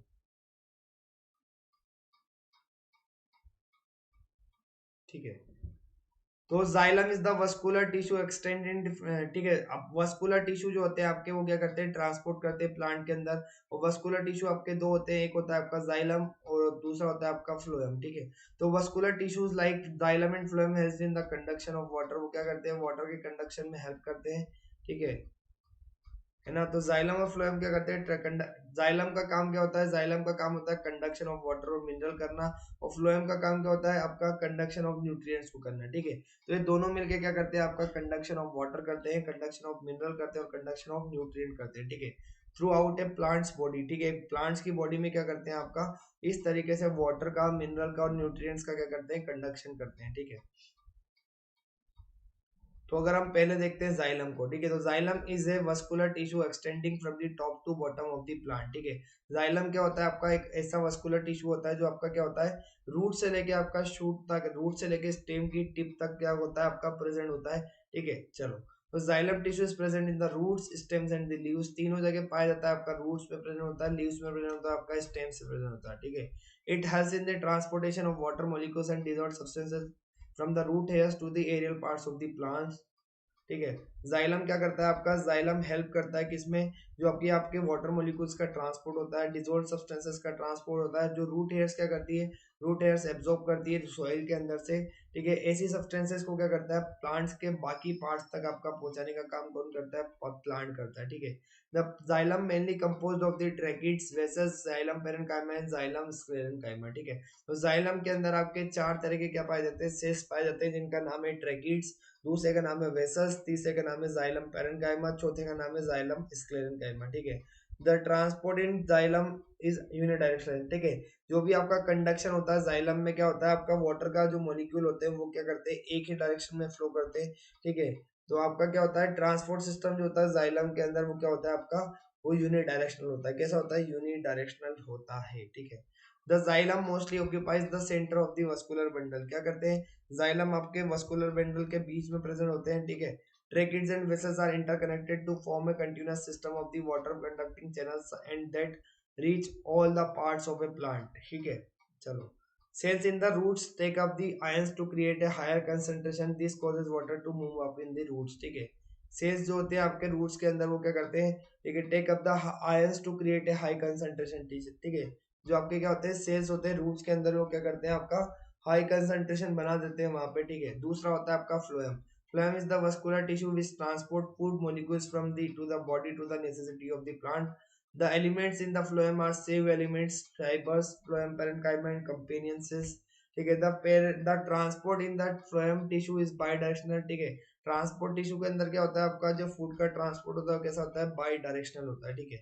it forms muscular bundles in association with the xylem, phloem occupies the edges of the vascular bundle, ठीक है। तो इस तरीके से आपके क्या होते हैं, जाइलम पाए जाते हैं, जाइलम के आपके सेल्स होते हैं, जाइलम के अंदर ही आपका ट्रैकिड होता है, ये आपका वेसल होता है, ये आपका जाइलम पेरेन्काइमा होता है, ठीक है। और अगर आप यहाँ पे देखोगे फ्लोएम का सेक्शनल व्यू, तो आपका क्या होता है, ये सीव ट्यूब्स होती है, ये कंपेनियन सेल्स होते हैं, ये आपके फ्लोएम पेरेन्काइमा होते हैं, ठीक है। चलो, तो जाइलम की वेसल के अंदर क्या होता है, इस तरीके से वाटर का कंडक्शन होता है, नीचे रूट से आपका किधर की तरफ जाता है पानी, रूट से आपका जाता है शूट की तरफ, रूट से किसकी तरफ जाता है, शूट की तरफ जाता है। इस तरीके से आपका वाटर का कंडक्शन होता है आपका जाइलम वेसल के अंदर, ठीक है। दूसरा होता है आपका फ्लोएम वेसल, जिसमें क्या करता है, आपका फूड ऊपर जाता है और आपका फूड नीचे आता है, ठीक है। फूड ऊपर जा रहा है, आपका फूड नीचे जा रहा है, मतलब फूड आपका ऊपर से अगर नीचे की तरफ आ रहा है, मतलब क्या कर रहा है, sink to source, sink to source मतलब आपका, ठीक है, दिए हुए से मतलब जिससे आपका सोर्स है और जहाँ पे आपका क्या कर रखा है, आपने रख रखा है, तो वहां से क्या होती है आपका, जब फोटोसिंथेसिस की प्रॉपर इंटेंसिटी ऑफ लाइट नहीं आती है, तो क्या होता है आपका, तो आपका फ्लोएम का ट्रांसपोर्ट किस तरीके से होता है, सोर्स टू सिंक भी होगा आपका और सिंक टू सोर्स भी होगा, क्या क्या होगा, सोर्स टू सिंक भी होगा आपका और सिंक टू सोर्स भी होगा, ठीक है। तो इस तरीके से आपका जाइलम की वेसल और फ्लोएम की वेसल इस तरीके से देखने को मिलती है, ठीक है। चलो, तो ट्रांसपिरेशन क्या होता है, transpiration is the evaporation of the water from the leaves in the form of water vapour, ठीक है। ट्रांसपिरेशन क्या होता है बेटा, ट्रांसपिरेशन वो प्रोसेस होती है जब क्या करते हैं आप, ठीक है, वाटर का लॉस होता है, वाटर का इवोपरेशन होता है, ठीक है, in the form of water vapour through the leaves, leaves के थ्रू क्या होता है, जब आपका लीव्स के थ्रू क्या होता है, लीव्स के थ्रू जब क्या करती है, वाटर की जो वेपर्स होती है वो इवोपरेट होती है, किसके थ्रू, आपकी लीव्स के अंदर से, उसको कहा जाता है transpiration. Transpiration occurs in the leaves through the special structures present on them called as the stomata, ठीक है। ट्रांसपिरेशन किसकी मदद से होता है, आपका स्टोमेटा की मदद से होता है। इस transpiration is the process which helps in the plants in many ways, ठीक है। तो ट्रांसपिरेशन क्या होती है, आपकी एक ऐसी प्रोसेस होती है जो प्लांट्स को क्या करती है, एक मेडिटेट करने में हेल्प करती है, ठीक है। चलो, the transpiration always occurs against the gravity, ठीक है। ट्रांसपिरेशन क्या होता है, हमेशा आपका ग्रेविटी के अगेंस्ट होता है, ठीक है। The transpiration involves mainly the xylem cells which becomes active during the absorption process by the roots, ठीक है। Excess water is removed from the cells of the plant to prevent the plant decay. Osmotic balance of the cell is maintained by the process of transpiration. Transpiration is the process which helps all the parts of the plant to cook them. Okay, and transpiration help in the distribution of the dissolved substances to all the parts of the plant, ठीक है। चलो, तो आपका ये हो गया transpiration. दूसरा होता है आपका ट्रांसलोकेशन। ट्रांसलोकेशन क्या क्या होता है, it is the process of the movement of the synthesized product from the leaves to the roots to the other plants of the plant through the phloem, ठीक है। तो ट्रांसलोकेशन क्या करता है, ये एक ऐसी प्रोसेस होती है आपकी, ठीक है, जिसके अंदर क्या करते हैं, आपके जो प्रोडक्ट्स होते हैं, जो आपके लीव्स के अंदर जो बनने वाले सिंथेसाइज प्रोडक्ट होते हैं, वो क्या करते हैं आपके, ठीक है, roots, leaves to the roots and the other plants body through the phloem, ठीक है। The phloem is a conducting tissue for nutrients from the leaves to the other plants of the part body, ठीक है। The translocation does not occurs against the gravity. Translocation involves both xylem and phloem cells to carry out the functions, ठीक है, with in the plant अश, ठीक है।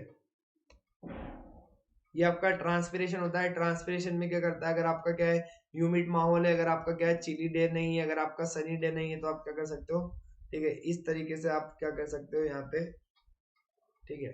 ये आपका transpiration का प्रोसेस होता है। क्या करते हैं इसमें, जो आपकी वाटर वेपर्स होती है वो क्या होती है, आपकी निकल जाती है, वो आपकी वाटर वेपर्स निकल जाती है, ठीक है। चलो,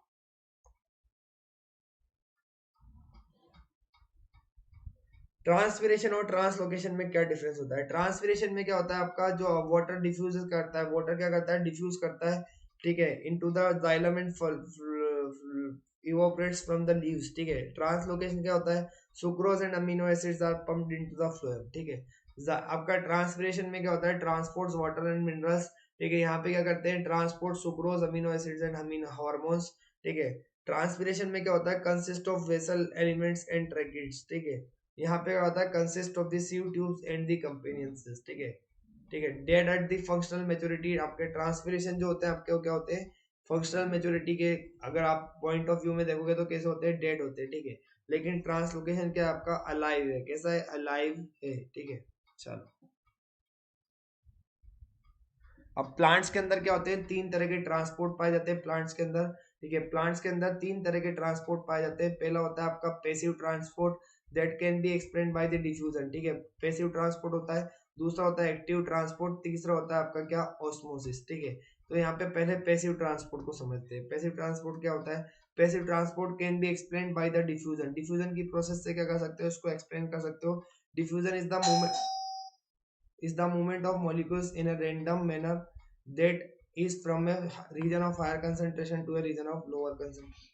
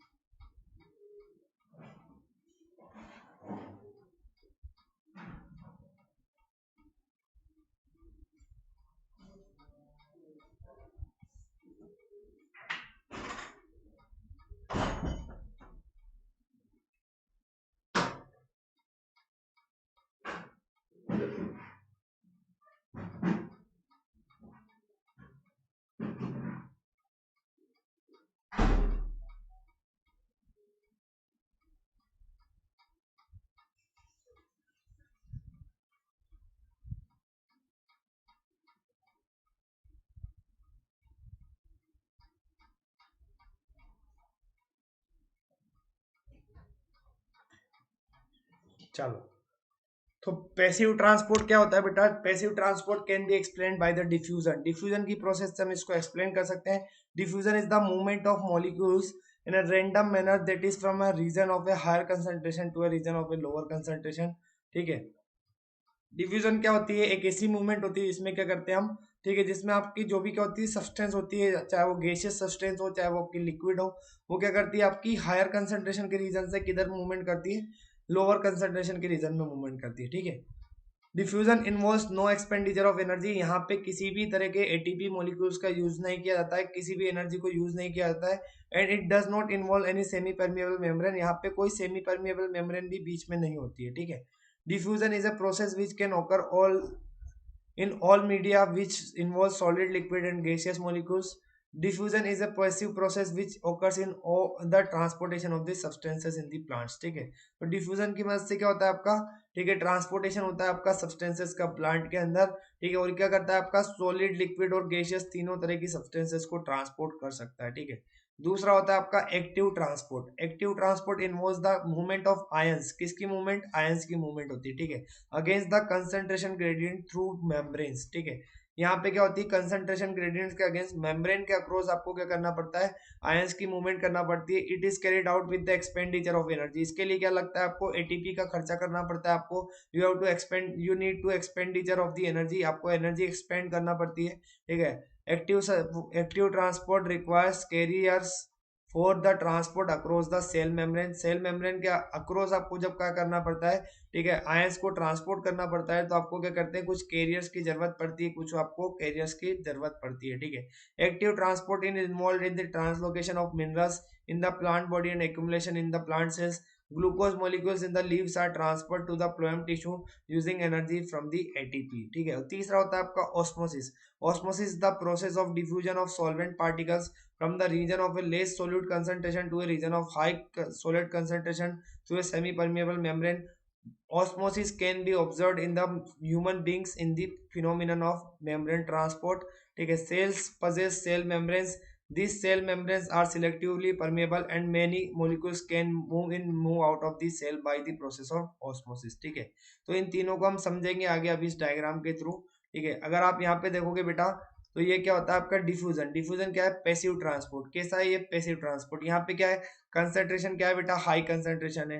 ठीक है, यहाँ पे हाई कंसंट्रेशन है और यहाँ पे क्या है, लो कंसंट्रेशन है। ठीक है, तो सब्सटेंसेस कैसे मूव करेगी, इस साइड से इस तरह के मूव करेगी और आपका एनर्जी का एक्सपेंडिचर यहाँ पे नहीं होता है। ठीक है, यहाँ पे एनर्जी का एक्सपेंडिचर नहीं होता है, तो ऐसे ट्रांसपोर्ट को कहा जाता है पैसिव ट्रांसपोर्ट। ऐसे ट्रांसपोर्ट को क्या कहते हैं, पैसिव ट्रांसपोर्ट कहते हैं। ठीक है, अब यहाँ पे देखिए आप, यहाँ पे क्या है आपका एक रीजन है आपका। ठीक है, यहाँ पे कंसंट्रेशन कैसा है, लो कंसंट्रेशन है। यहाँ पे कैसा कंसंट्रेशन है, हाई कंसंट्रेशन है। ठीक है, ठीक है, चलो, तो यहाँ पे क्या किया जाता है, ये लो रीजन से आपका हाई रीजन की तरफ आपको जब क्या करते हो, आयंस को क्या करते हो, आयंस को क्या करते हो, जब आप मूवमेंट करते हो इस साइड से इस साइड, ठीक है, तो आपको क्या करना पड़ता है, एटीपी का खर्चा पड़ना पड़ता है। और ऐसे ट्रांसपोर्ट को कहते हैं हम एक्टिव ट्रांसपोर्ट। ठीक है, यहाँ पे क्या होती है, एक सेल मेम्ब्रेन होती है। सेल मेम्ब्रेन के अक्रॉस आपका क्या होता है, कंसंट्रेशन ग्रेडियंट होता है। और इस कंसंट्रेशन ग्रेडियंट के अक्रॉस जब आपको क्या करना पड़ता है, उसके अगेंस्ट जाके आपको जब क्या करता है, मूवमेंट्स की क्या करनी है, अगर आपको मूवमेंट्स की अगर आपको मूवमेंट सॉरी आयंस की अगर आपको मूवमेंट करनी है इस साइड से इस side,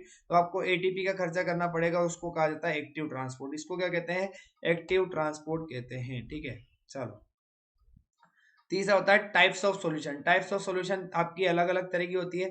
osmosis can occur in the hypertonic solutions, hypotonic solutions and in the isotonic solutions. Sometimes cell can undergo the phenomenon called the plasmolysis. ठीक है, हाइपोटोनिक सॉल्यूशन वो होती है, हाइपोटोनिक सॉल्यूशन वो होती है, इसको हम ऑलरेडी पढ़ चुके हैं ऑलरेडी, पर पढ़ लो एक बार और। ठीक है, hypotonic solutions are the ones which have the lower concentration of solute than the cell. ठीक है, आपने 9th पे पढ़ा होगा सेल चैप्टर में, क्या होता है हाइपोटोनिक सॉल्यूशन। सपोज क्या कर रहा हूँ मैं, अगर यहाँ पे एक सेल को किसी सॉल्यूशन के अंदर रख रहा हूँ और मेरे सेल के अंदर का क्या है, सेल के अंदर का जो सोल्यूट का कंसंट्रेशन है वो क्या है, अगर 1m है।